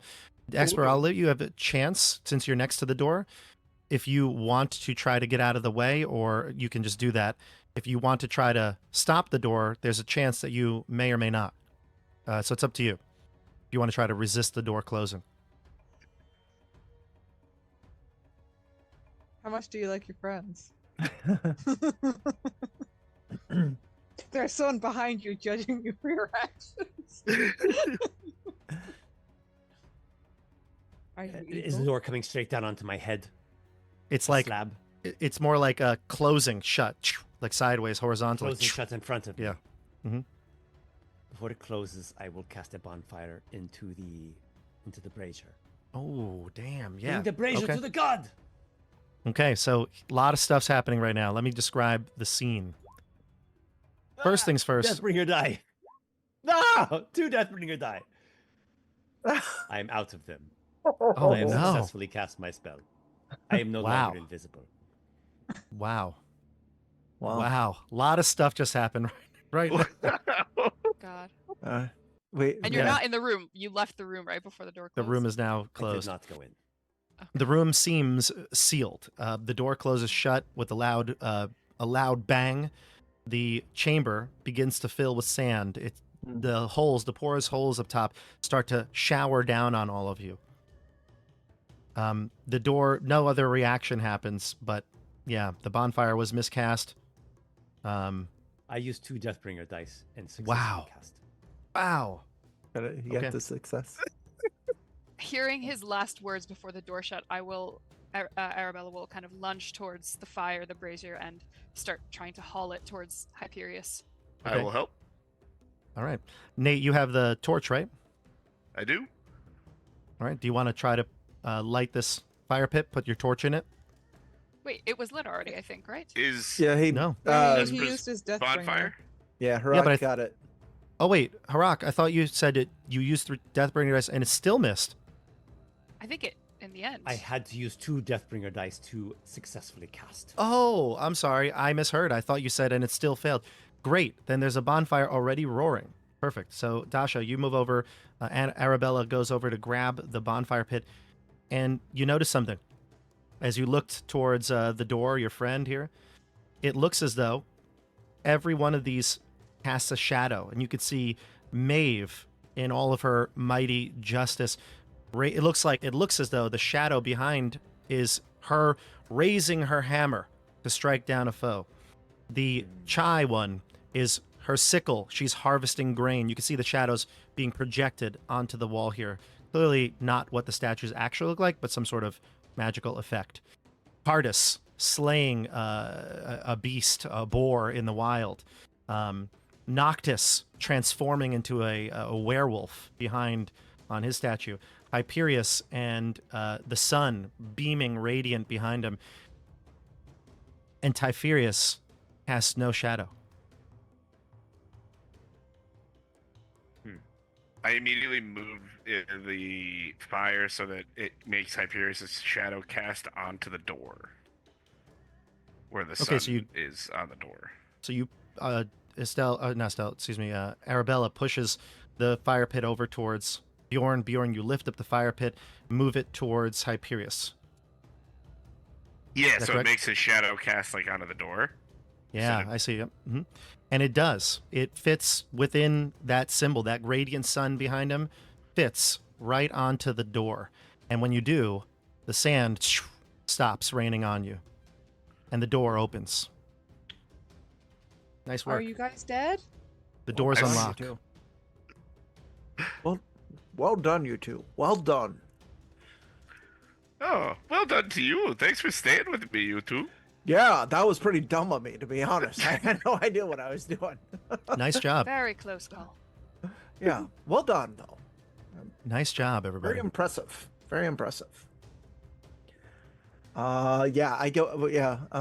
Scoot out that door as soon as possible. Do Yeah. both doors open now? Both doors open. Yep. Hmm. Excellent. You did not perish. Let me Thanks to your reveal. fire, Harak. Yes. We had the ordering of things off, but you are still alive. Yes. Nice work. Wasn't I going to make a fire when we walked in the room? You may have been onto something, Bjorn. Nice work, everybody. There's a first for everything. All right. The room before you. I will This envelop myself with invisibility once more. and you succeed. All right. The room before you is massive. The room is filled with murals across all the walls and the ceilings. The murals all kind of are showing the Sun King and his disciples and the masses of people, but it really all kind of filters into this rising and setting sun. On the left side of the room from where you're facing, so like your characters come in, on the left side of the room, this direction, you can see a rising sun and the bright sky in there. This is a mural. It's faded a little bit because of time, but you can see this room looks like it's been untouched. There is a high like sun in the sky above you, and then towards the right-hand side of the room is a setting sun. You can see the sunset. And murals cover everything here. It's brilliant. The room is it's a piece of art. You also see opposite you, there is a altar of granite, and there is a figure dressed in regal attire, and he stares at you with long, tired eyes. He's a human. Does he look like any depiction that we have thus far seen in paintings or statues in this hall or in this cave system? No. No. Okay. Tomb? This tomb? Tomb, yes. No. Mm-mm.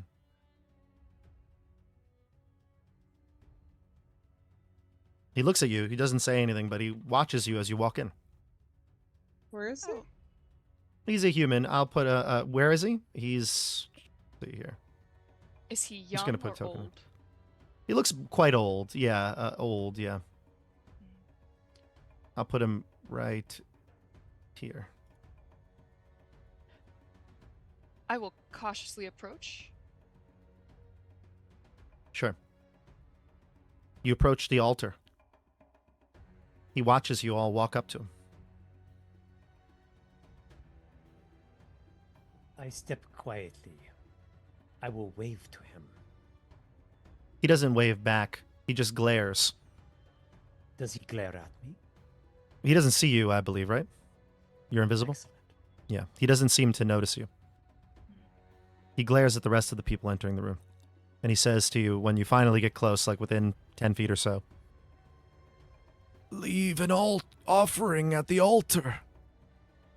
The truth of the king lies not in wealth, but in the choice you make." Galahad?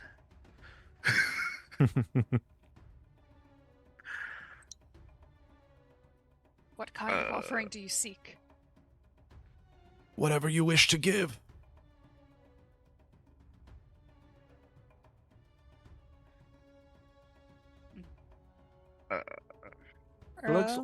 He looks old. I got a little bit of chapstick left. Should I give that to him? You want to offer some of the lanolin? Yeah, you can do it. Yeah. Yeah. Put that on your lips. It'll help. I need not. Oh, good. I'll take that back then. I'm gonna take one of my favorite rocks out of my pocket. Hmm. It's a rock that I think's really cool, and I'm gonna leave that up there. Nice. I'll You leave the go up- rock. I'll go up to the altar. I will put down all the wealth in my possession. I pull out my single gold coin I rolled and put it onto the altar. Are you truthful about this? Yes, it is. Yes, I only have the one. As you place it, he asks you, "Explain your offering to the Sun King." Oh no. I offer all that I have for wealth. That it might be valued, but should that not be enough? I reach into my pocket and I pull out my favorite rat tail and put it on the altar as well. Oh, This is something that I value for myself. what do you come here for? He seems to accept the offering. The amulet. The Sun King's amulet? Yes. Is that? Do you have it? What do you wish to do with this? To walk free with it. It is not yours to hold. No, it isn't. But it is also a tool that should be used by the righteous, no? And are you the righteous? He looks at each of the four that are visible. I strive Yeah? to find evil and strike it down. Is that not righteous? Give me a charisma check. Oh no. I shouldn't be the one talking. But you are telling the truth. This was your last gold, and Yeah. And that was You- my you- favorite rat tail. you can have advantage on the check. Oh, yay.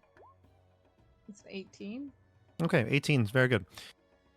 He says, Then the tomb shall be revealed. And he points towards the wall to the left side of the room from your entryway. And he waves his hand, and a door appears. Is that the rising sun side? It is the rising sun side. Oh. Oh. Oh. Oh, dear Lord. Oh. That's not what I wanted. That is not what I wanted. There you go. There's nothing down there. Nothing you want to see. No. Nothing behind here. Nothing behind There the you go. curtain.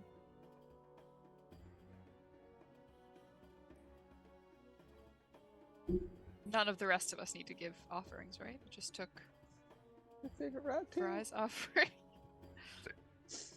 Okay, Bjorn will just- take his rock back if it wasn't. Oh, Yeah. poor Pierre. The rock was not important to him. Bjorn, Hyperius would want you to keep this rock. Bjorn pats it and puts it in his pack. It's okay. Not everyone sees rocks like Bjorn. You see a very bare bones, no pun intended, tomb. You can see that it's simple in design. There's no reliefs or any sort of whatchamacallit, paintings or reliefs or anything like that. But you can see that there is one very large fire pit here, and it's lit. But it's weird. It's not fire, really. It looks almost like radiant light instead of fire. There's also a altar there with the Sun King's remains upon it. And sitting on the chest of the Sun King is a sandstone amulet. What are you seeing there, Bjorn? Ooh, there's some bones. And Bob, what's this gold thing? A fire pit that has radiant light in it. And another fire pit. We might need another bonfire, Harok. I am remaining quiet at the moment. The I mean, whoever. look, Bjorn, Nate it's forgot, but already Bjorn would have forgot too. Bjorn, it already glows with radiant light, and the amulet is here. You should stick your hand in it. He this old man follows you into the chamber. Like I said, he looks long and tired in the face. He calls out to you and he says, the amulet bears a heavy burden. People will seek it out. Are you sure this is what you want to do?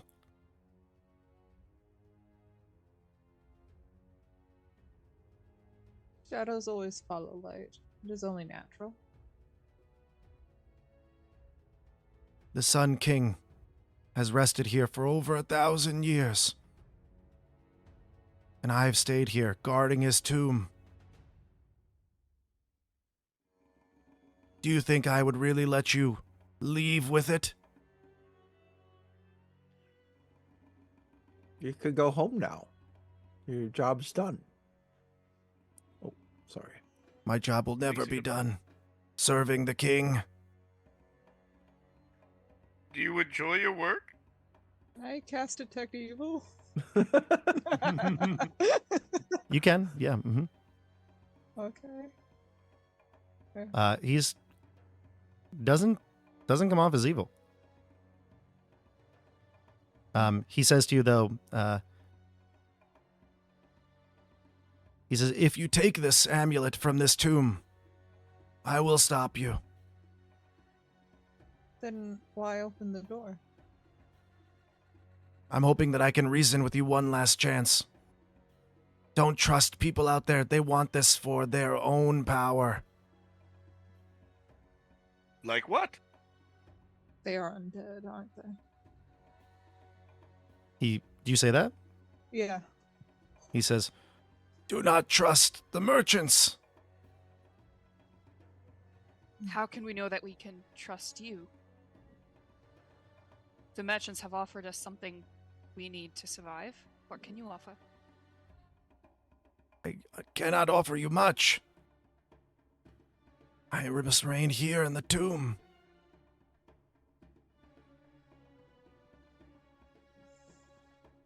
What do you have against the merchants? What do you know? They have deceived the Sun King. He cursed them.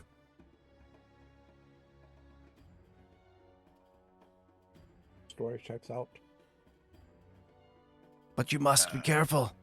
If you give this to them, this powerful artifact will be theirs. And if we use it against them?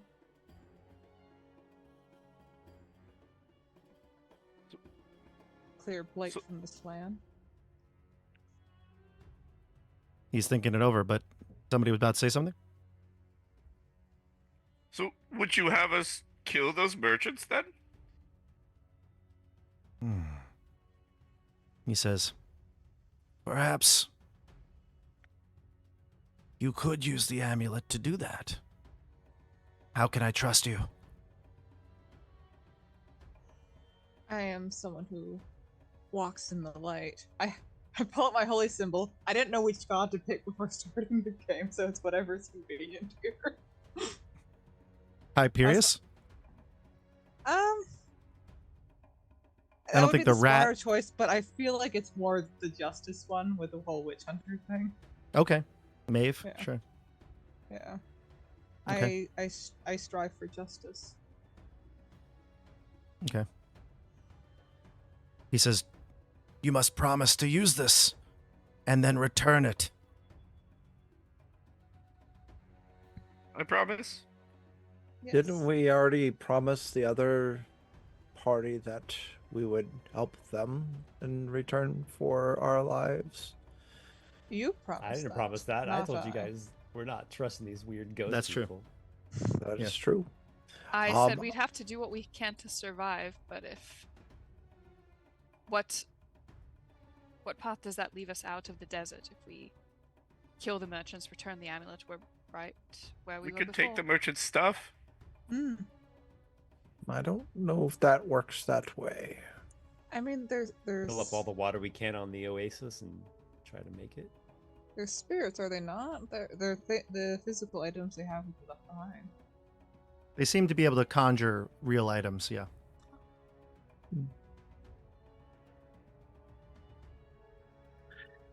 Well, Estelle, you seem to Wipe gain them his out favor. right before sunset. Then get all the water we can out of the oasis and travel by night.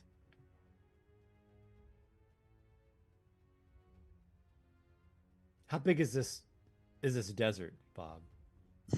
It could take days to go from place to place. You thought that you would have arrived in your days. destination. So it could be Yeah. 2 days Could be.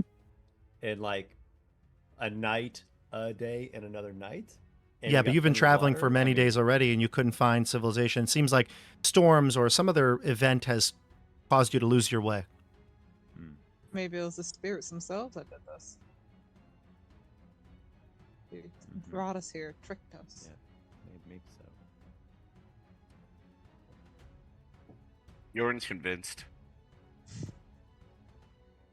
simplest path ahead. Kill the merchants. It's just another Tuesday. Oh, you gotta pay your debts. How Alright, do we use so you wanna the take it? amulet? How do we use it? He says, I don't know. I've never worn it myself. I just know that I was created to protect it. Allow me to wear it. I'll bring justice to them. He nods. Okay, I'm gonna reach over to the amulet and put it on and hope it doesn't kill me instantly. You put on the amulet. You have chosen incorrectly. Yeah, turn to dust. Ah. You pull out the amulet. You place it upon your neck. And the fire, the radiant energy, gets brighter and brighter and brighter. The dude backs away and he's like, "Oh, I'm sorry, King. Have I made the wrong choice?" And he backs away. And Esper, you're close to him, so you can see him. He's like backing away. "I'm sorry. And this creature appears out of the fire. This creature looks like it's made of pure radiant light, sunlight, basically. It stands here. It looks like a humanoid, although the image kind of looks more like a flame. It looks just like a being of pure sunlight, humanoid and everything. And it looks towards you, Estelle, and it's going to attack. We're going to go into combat here. The dude seems frightened, Esper, the vizier of the king here. He seems frightened, like he has made a mistake himself, and he's going to back away and look to seek safety in this passage, in this room below. He still doesn't seem to notice you're there. All right, so we're going to roll initiative. Dasha, have you rolled initiative yet? I don't think I have, but I'm happy. Go ahead, give me a d6. I rolled a 6. 4. Okay. We're going to go into initiative. Let's see how this all ends up here. Okay. So the creature of radiant light looks towards you, Estelle, Mm-hmm. and is going to attack you with a ray of light out of its palm. What is your armor class? 15? 15. It is going to hit you. It is going to hit you. Yep. And you take 9 radiant damage. 9? 9. I'm at 0. At 0 exactly? Yeah. Wow. I only have 9 hit points. You are Wow. unconscious. Wow. Wow. You are unconscious. Okay, what are Okay. the new rules around this? Wow. And then it'll look towards Dasha since you're next to it. And it's going to hit you with another radiant blast. And it does hit with a... What's your armor class again? 15. Yeah, it hits you again. And you take... Wow, 12. Ooh. I'm at 1. Okay. You're at 1. Okay. That's the end of its turn. The group goes. Is this the Deathbringer? the bringer. Bring the of death, Bjorn. How does cure wounds work on unconscious? Is it? It's the same as D&D, so if you D&D? cured wounds, yeah, Alright. it would... I will make haste over to Vray and Vray or Vray? Vray? Vray. And use cure light wounds. Roll your I hit will dice. I will be hitting it. You'll be hitting it. Okay. With your battle axe, That right? was my friend. Cure wounds, oh, You D8. burn your hands hitting it with that axe. Is it a D8?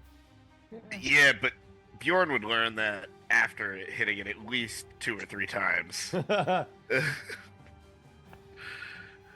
anything to it? Only I would have tattooed Wait, cold It's water. cure wounds as Okay. per D&D 5e, so it would be plus your wisdom.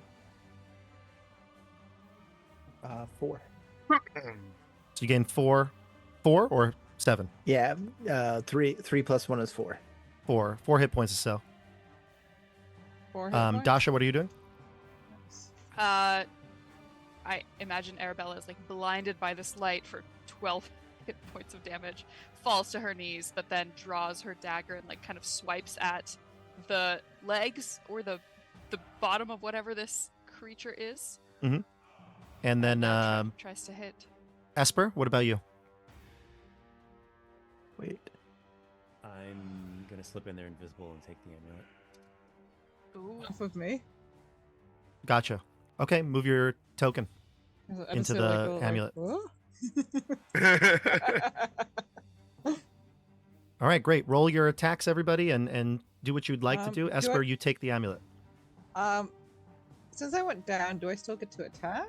I don't Or- think so in this round because it all happens simultaneously. Yeah. Do I dash?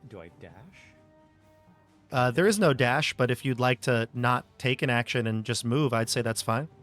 Like a dash, yeah. Is talking a free action? I'd say free, yeah, as long as it's relatively short. I'll just yell at remember the mural. The sun. Oh, we need to cross to the set. What did you say, Estelle? We need the sun to go across for it to set. Because Oh. we're where the rising sun is. You are in the rising I sun. was just yeah. I meant the one in the very first room. Yeah, the genuflecting masses. All right, so we go to the healing happened while you healed Bray, right? Okay, and then Bjorn and Arabella, your 2 attacks. I got a dirty 20. That'll hit. Excellent.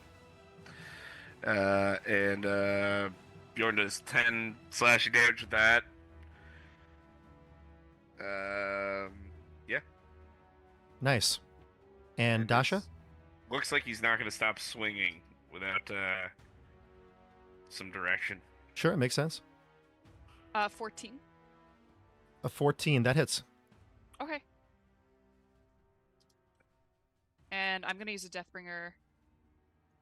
Well, yeah, I'm gonna roll a d6 from the Deathbringer die. Okay, so your adds normal my damage was low, it looks like. Yes, it was just a 1 and a 2. Lovely. 3 You also add damage total, your strength to it. which is 0. Okay, so 3.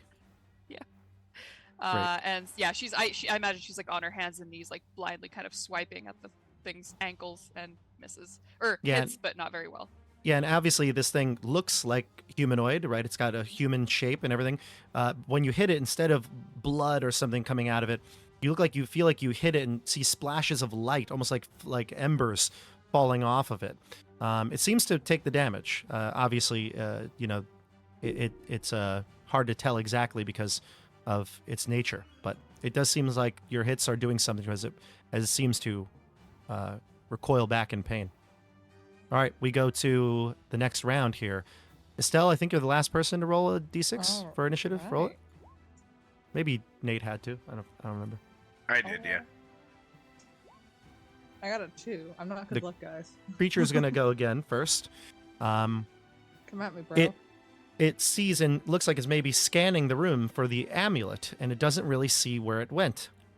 So it's going to do its best to punish you all for that. Bjorn, an attack on you with its radiant blast. Bring it on. And that's going to miss with a... Yeah, it's going to miss. Your AC is, or defense is like a 15, right? 16, yeah. A 16. And then Dasha, you again. A nat 1. Thank That's God. a miss. That's a mishap. That's a mishap.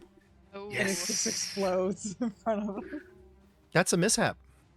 Yeah, Oh my God. Roll on that critical miscast. Or whatever it's doing. Well, it's not a spell, but it is a general mishap, which is... I want to make sure I'm doing this right. It says here... Disarmed.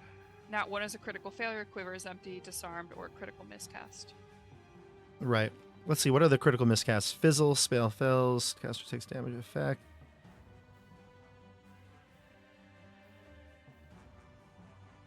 Most of it doesn't affect it, but I could see this. Let's roll a d20. Wally, roll a d20. we'll count it as a critical miscast because I want to see if this does much 5. to it. Yeah, so it fizzles. So maybe it dims and it will not have as much potence to its next radiant blast. And the light in this room kind of dims and flutters from its light. And it's angry now because it cannot find the amulet. Esper, remind me, if you place an amulet on yourself or hold it when you're invisible, does it then turn invisible? Yes. Okay, so then it can't see it. So it's going to search and leave the room. There's no attacks of opportunity, but it's looking, and this guy is in fear of his life. The vizier, he's like, I'm sorry, my king. Let's go to the group. I mean, there's nothing left on the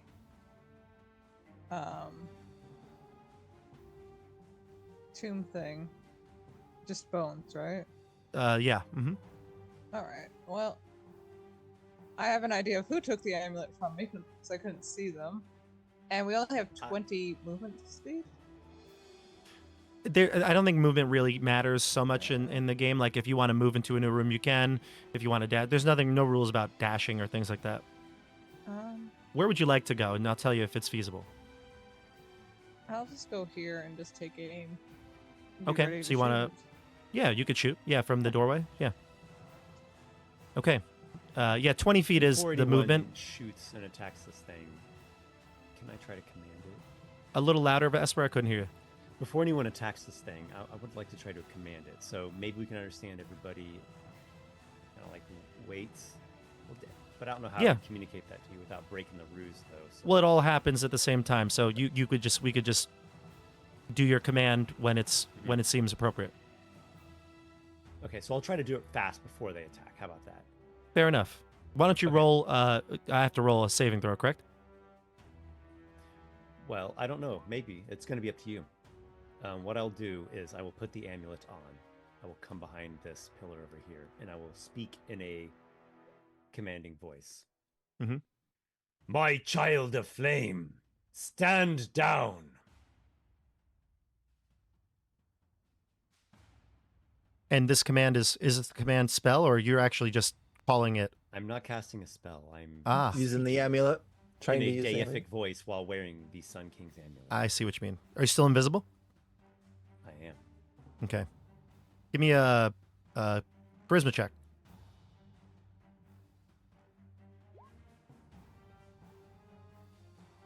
Gotta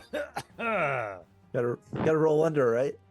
Got some sand stuck in your throat. It's hard to get. The creature turns in the direction of the sound, almost like how the like the Predator in the movie looks for Arnold Schwarzenegger, and he's like scouring towards the pillar. He senses you but doesn't see you. But he's looking. All right, now the rest of your attacks can all go off. Doesn't seem like he's listening to the command. I'm going to use Cure Wounds on Arabella. Okay. I suck at this today. 4. That's not going to cut it. You said Estelle, 4, right? what's Okay, thank you. So I got a 4. 22. 22? Yep. That'll hit. Okay, cool. I love it when that happens. And your damage? It is 11. 11. This one goes to 11. And Nate and Dasha, if you want to move your characters. Just make 10 louder. I just sprint past, yelling. Leroy Jenkins. Dion Jenkins. Oh boy, and it's a 7. That's not going to hit. But You have I'm any- gonna swing twice, Bob. Deathbringer dice? Yeah. Go for it. 15. That'll hit. Ew. For 12. Wow. You know, the one thing I've noticed is the damage is actually pretty consistently good because you're adding basically like kind of like your proficiency into the damage if you equate it to D&D rules. Yeah. Yeah. My minimum damage is 6. Yeah, that's pretty good. Yeah. Yeah. All right.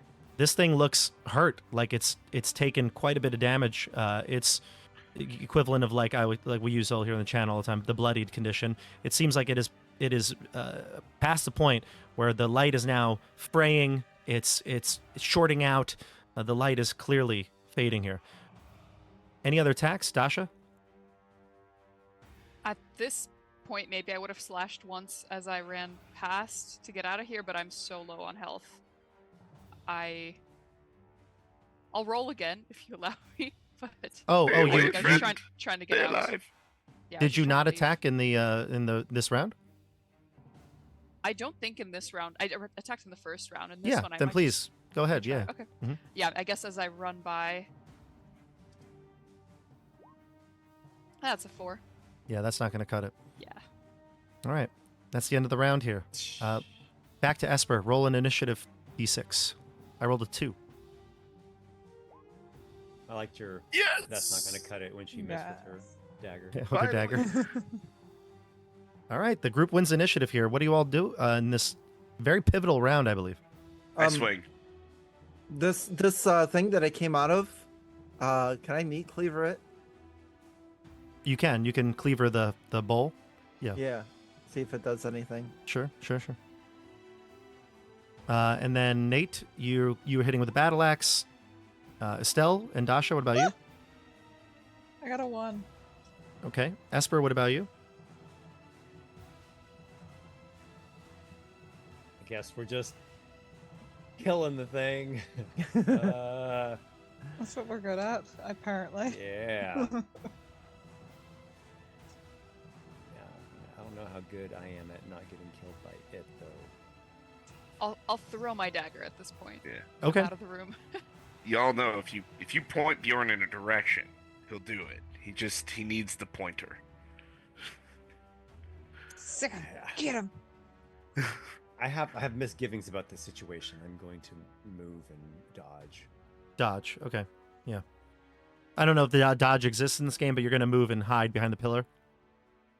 Yeah. Okay. Fair enough. And just so everybody can see the map here, this is where the tokens are located. There we go. All right. Let's go to the attacks. Bjorn got a 15. That's a hit. Estelle, you rolled a nat 1. Yeah, so I guess my quiver is empty. Or the crossbow Or- jams. Yeah. Yeah. Something like equivalence of you can't use it anymore Yeah. until you clean it or service it. Sand caught into the mechanism. What about Dasha? What'd you get? So I am attacking from behind, I believe. So that's a 13 total. Okay, 13. Oh, it's unfortunately 13 misses. Do you have any Can I Deathbringer use- dice? I do have one left. Yeah. Go for it. Let's try. The 2. And that'll connect. Yep. And Amazing. Wally. Yeah, it'll hit. So you'll do the 2 dice of damage. Yep. Yes. Double damage. So 8. 8. Nice. Nate, what'd you get for damage? Weren't you 7. +4 to hit? Yeah. Did she not? Did you add in the +4 to hit, Dasha?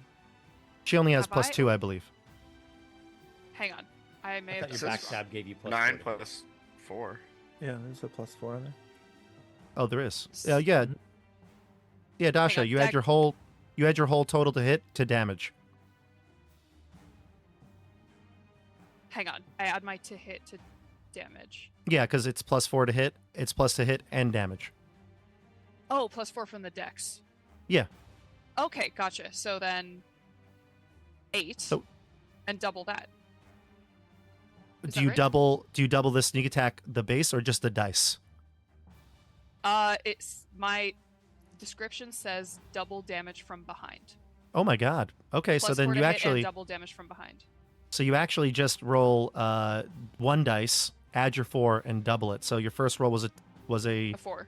4? Oh wow. Yes. Oh. So it is 16. Wow. Okay. That's gotcha. great. Wow. Nate, what'd you get? 7. So what it is you get +4 to hit. You get +4 to your attack roll. So you didn't have to use a Deathbringer dice. Then your damage is just doubled. I already did the +4 to my attack roll. Mm. That What's was your already dex? in the roll that didn't hit. Yeah. What's your dex? Oh, Why did I use? Well, why did I think it was you're using a You only dagger, put a right? +4. You didn't put Or your are you dex throwing in it? there. I was throwing it. Oh, So so I you get guess to use yeah, dex. yeah. It is dex. Yeah. I thought strength for some reason. Okay. It's a So ranged I- attack. Yeah, yeah. Okay. So I guess no Deathbringer die there. Yeah, No Deathbringer Deathbringer round dies. needed. Yeah, you're right, because Okay. it's going to be a 13 +4 anyway from the backstab. Okay. So it's Perfect. going to be, yeah, that's really good. Yeah. Okay. Mhm. Cool. All right. Great. Okay, so then that's going to be a ton of damage. 16 damage. Nate, 7, you said? It's just Yep. 8 damage. The +4 is to hit. No, and it says double damage. Right. Well, the damage was 4, so it doubles to 8. Well, she gets to add dex. She adds her damage on this one. dex to You have damage though. +4. You have a +4 dex modifier too. Yeah. I do. Yeah. Oh, holy moly! Okay, so it is Yeah. 16. I It made is my dex 16. move. Yes. Whoa. Okay. Yeah. I was So it's- confused too because she was doing melee before, but this was thrown, so it went from Yeah. strength to dex. Oh, okay. So it's Does that it's kill it? 16 it's 16 damage. 16. Then Nate gives +7. And Wally, you cleave the bowl and crack that like brazier in half. And we'll never know what caused the death of this radiant being. Was it damage? Just Was it the destroyed bowl? all along? Oh. Was it the bowl? Was it the damage? The thing dissipates and Henry the room knows. is dark. My friends, Bjorn has vanquished it. Well done, Job, everyone. The vizier says, I have failed you, Sun King. I chose wrong. I trusted these people. He's Is that beside really himself. your king? I like the idea that because we killed a knight, we're getting like the little video game like victory music, and he's just crying in the background. So, Why would you can discuss. Why would you assume you chose wrong? Because he showed up to kick our butt? Surely He this was nods. a test of our strength. Yes, and perhaps you chose right. You chose the winning team. I mean, I we guess did he just could- kill a god. Bjorn is convinced they just killed a god. Yes, yes, Bjorn, we killed Yes. a god. Yes, Yeah. well done. Well done. Good job. Well, he says, either way, I have made my choice. Do good with that amulet. Do not trust the merchants. No. Yeah, go home and get some rest. Okay. You look tired. Will you be all right down here? I have been for over 1,000 years. I don't see why I won't continue.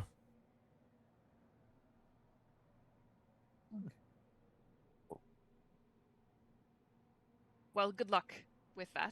We are leaving now. Yes. Yeah, how do you respond to that? Like, Yeah, okay. how was it All right, Awkward. have a good day.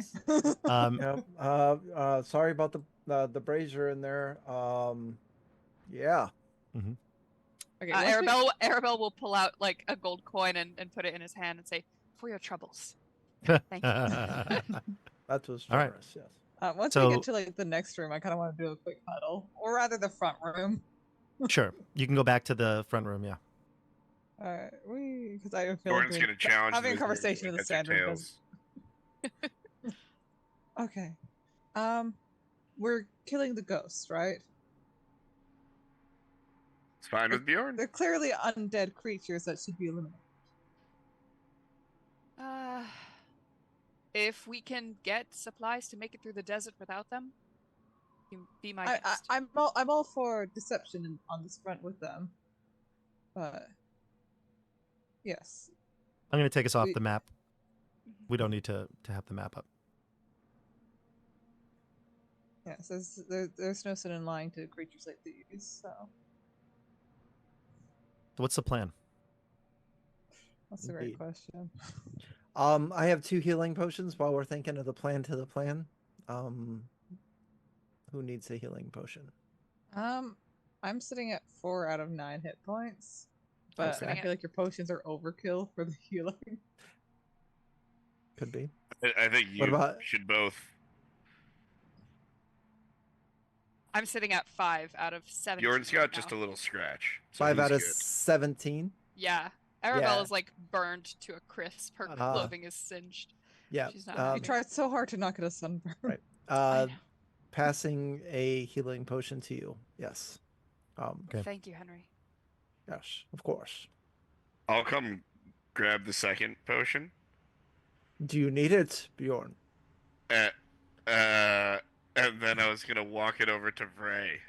Okay. Aw. And say, Uh, you really should, my friend. You never know what ghosts will do. This is true. That is true. This is true. All right, thank you. While you're I'm- healing up, I know Esper, you have had the amulet on now for a little bit. One thing you notice immediately when you put the amulet on is that you seem to be immune to the heat outside. So any sort of natural heat, exhaustion from the heat, things like that, you don't feel it one bit.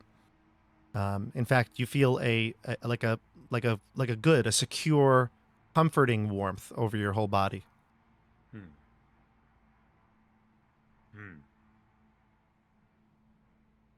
You Are also you- sense. Sarak emanates from the shadows. Are you still invisible? Yes.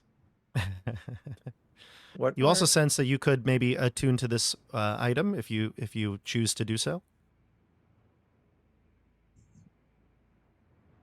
I gave up my rat tail for that. A new possibility opens. With this amulet, I can cross the desert unscathed by the heat. I will find a caravan to come for you all. You can take shelter down here where it is cool. We don't have water down here. The merchants gave us plenty to eat, to drink, as much as we needed. And if the merchants come for us, they know we are in here. They They cannot may enter. be waiting. Why not eliminate all the merchants now, even if we do wait here for you? Eliminate them how? Fight them? Fight ghosts? Yes? I've done it. Fight ghosts. The man said the amulet. We just could fought a fire defeat them. being. There is a difference between an elemental and a ghost. Yes, it is. That was a undead. god. It's, I think I might be siding on with Harak on this one. I am not convinced we can fight ghosts. That seems an entire group of them, a cadre of phantasms. That seems insane. But I can find my way through the desert, and I will come back for you all with a caravan. Here you will not be sapped of your strength. No heat, no sun, plenty to eat and drink. But this place has killed many. And surely the traps within will reset. Well, you know the solutions to them. Simply do not trigger the traps. we'll have to kill a lot of terracotta soldiers. You are thinking the statues will reform? Maybe. I didn't do much thinking. We can put the fragments outside. Shut the door. I'm assuming we've all like been on the same team for a while, so I assume that I can trust you on this one. I don't know. That's up to you. What kind of You can rapport do trust we me. have? I will not abandon you here. I can move about invisibly. Insight check. It is true. There's no failure for miscasting. I could just always be invisible. Insight on you not leaving us here. Yeah, right. I think I'm rolling a that's- charisma check. Is it diplomacy or deception? Jordan is just dead set. He said, "I promise." I mean, Said he Yeah. you would promised to kill never those betray ghosts. Bjorn. Bjorn is No. he's our mascot. You can't betray him. Did we not promise to do the right thing? What we promised. I 100% trust Harak. It's the amulets that I would not trust, but between that and fighting ghosts, I think would I'd like rather to study the amulet. I can cast detect magic if need be. Yeah, you can. You obviously, if you cast detect magic on it, you would sense that it is magical. It has power. You can attune to it. If you want to do so, I can tell you what the features of the amulet are. Can I know the features of the amulet before attuning? I don't think you can with detect magic, can you? Doesn't just tells you the school. What of my arcane knowledge? I will study. Give me a check. Yeah, give me a check. I'll take either. I'll take yes. Intelligence will be good. 18. Nice. You recall stories of the Sun King maybe having some sort of magical weapon, one that can create pure sunlight. This could be the item, based on what you gain from the detect magic. There is a way to destroy the ghosts through this amulet.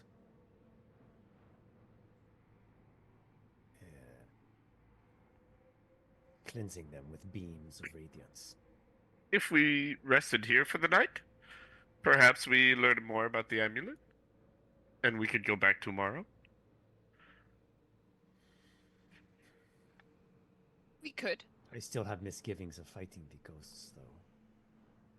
Get a Perhaps night we of can- rest. You just hide Perhaps- behind me like usual. It is a ghost. Do you not understand what this means? He does It's not. like attacking fog.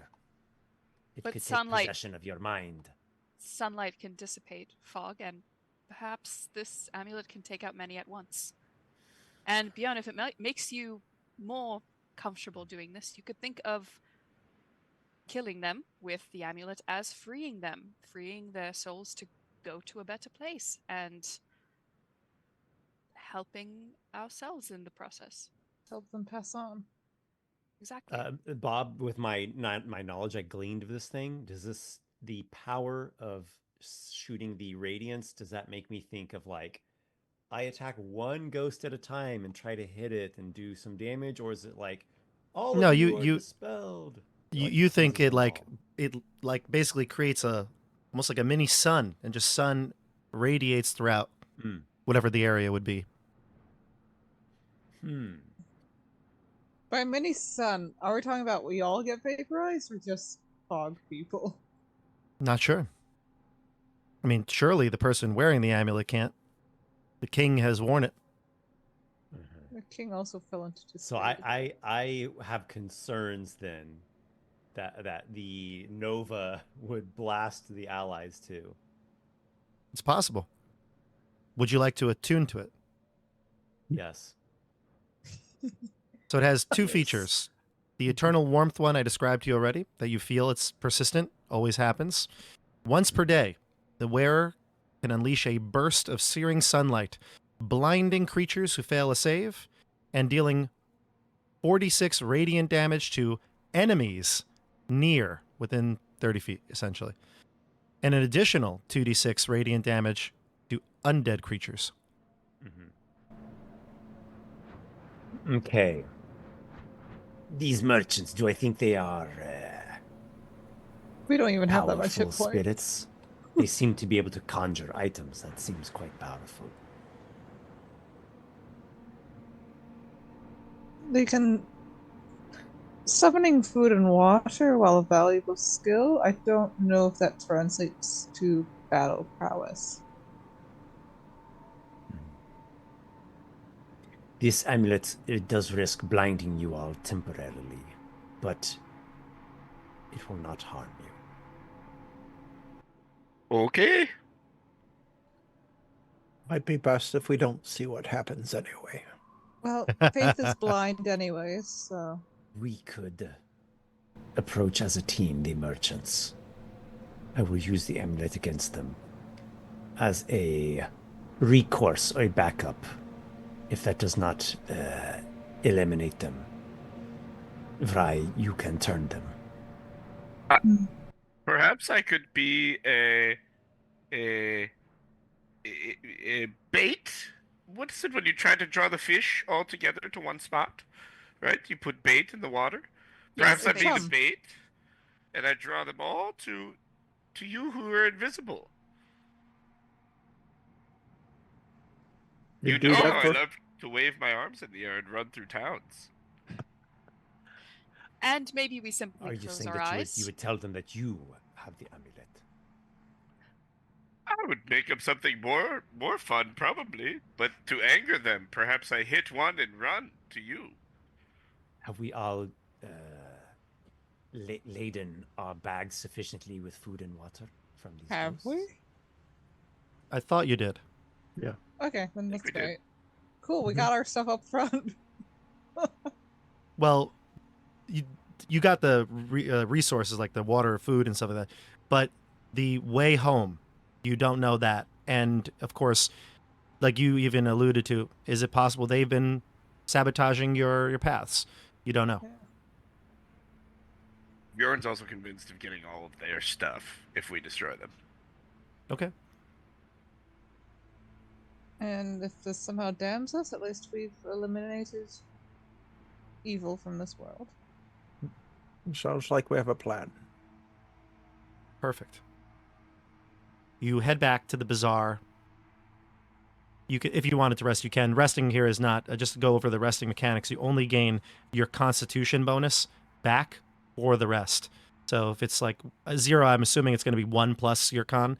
So you get 1 or more hit points back for the rest. So it's not like that much it's going to give you, but if you choose to do it, you can rest here and then go. How long is the rest? A normal rest, 8 hours long, a long rest. 8 hours. What time of day is it? It was blistering heat outside midday when you came across the bazaar. So if you wanted to rest, you can approach after sundown. That sounds good. I think that is wise because then we can move through the desert by night. Good idea. Okay, so then you arrive just after sundown. The desert sun is gone. You have a little bit of relief from the heat, although Harak does not need it anymore. And you approach the bazaar. It's there, same spot that you left it. The merchants do see you coming, and many of them gather on the outskirts to watch the 4 of you approach. They do not see Harak because you're still invisible.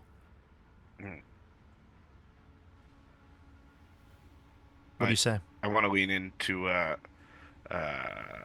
Dash, the Annabella? Arabella, Arabella. and ask her if do you think my axe would hit a ghost or just pass right through? I thought you said your ex. Oh, I was like, do we Let's know? talk about my Whatever nature. works.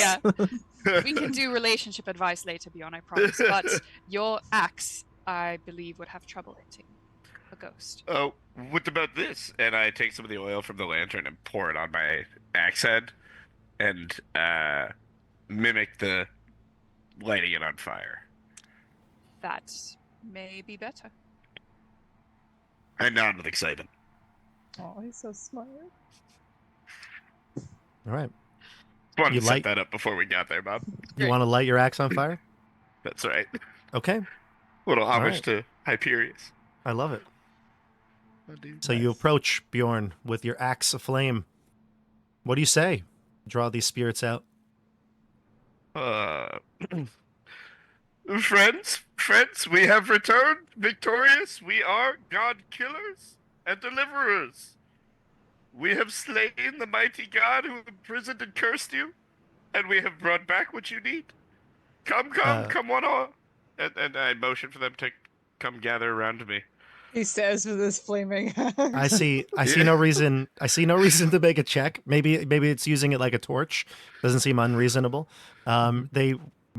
Kafir, the head merchant that talked to you originally, he leads the pack, and they all come out, and he demands, "Where is the amulet?"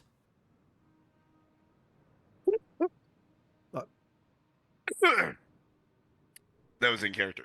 Sorry, I just had to clear my throat. Where is it? The amulet. Yes, we have that. But honestly, do you feel any different? We killed the god who imprisoned you, who cursed you. You made a deal. Oh, With the end of The my ghosts axe. have all gathered before us. The ghosts are all gathered, and they're actually getting angry. A lot of them are like sneering and looking You want over to at you. see the amulet. Behold its power, and I shall unleash the great Nova. All right, Esper, roll the 66. And call it out when you roll it. 21. 21. Bjorn and the rest of you, give me a save. The DC is 15 to see if you can be blinded. With what skill? It would be your, I think it's wisdom. That's what it says, right? Can For I use strength? strength. Saving throws. Yeah, we'll use wisdom. Okay. We'll use wisdom here. Any d20 roll. I'm gonna go some Uh, Deathbringer dice. Does a 16 work? Actually, I made a mistake. Wisdom says mind-based saving throws. Sorry, I thought it just said saving throws. I guess we'll go with con here. Con makes more sense. It's like a physical thing that you're being blinded from. Okay. Mine sits at a 13 instead of a 16. So you're blinded for temporarily. You're blinded for Uh, a minute. Minus 15. Okay, so you succeed. Bjorn's got a 5. He's swinging his axe blindly. And Wally, I see a nat 1 on the save. No, I went with a 10 on the save and I used 2 dice to bring it to 15, 16. Oh, perfect. So Henry Two and Deathbringer Arabella dices. can see this. Nice. Bjorn and Bray are unfortunately blinded, but you hear the sounds of the ghosts screaming out into the night, and the desert winds carry it far. The ghosts burn and sear as the light just penetrates right through their spectral figures, and eventually, after the nova ends, the ghosts are gone. Yeah. I wanted to see that. That was awesome. Yes. Good job, Bjorn. well I'll done. pat him on the back.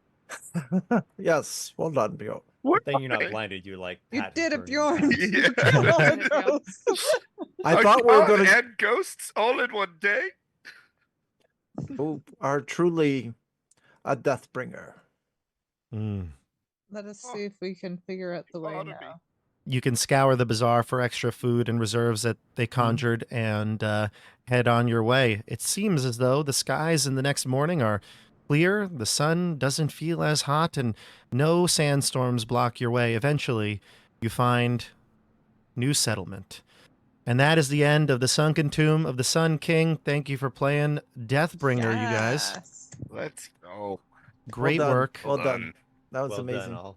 That was great. Check out Deathbringer on Drive-Thru Fantastic. RPG for it's on Professor Dungeon Master's Dungeon Craft YouTube channel. There's also videos about it. You can also check out more OSR style content here on the channel. We got playlists for Shadow Dark and all the other new games we played over the last couple of years. Check out Esper and Wally's channels. Estelle also, huge fan of your art. Check out Estelle's art channel. And Nate, his OnlyFans, will post a link down below in the description. Right. All right, great. Will there I'll be a voting Bjorn as special? Bjorn. Yes, Only exactly.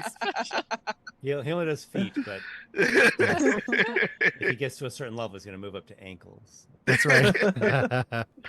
I hope you all enjoyed this, and I hope you, those of you watching, we hope to have Esper and Wally back on the channel at some point. Always a pleasure to have you on. Thank Yeah, you very much thanks. for having us, Bob. Thanks for running the game. Yeah, Thank that you, was thank you. amazing. Thank you very much. And you said this is available for people to pick up? Yeah, check out my Patreon. Links down below. This is free. I've made a Deathbringer version and a Shadow Dark version. So you Very can cool. pick whichever you fancy. So, thank you. All right, everybody. We will see you on the tabletop. Have a good night.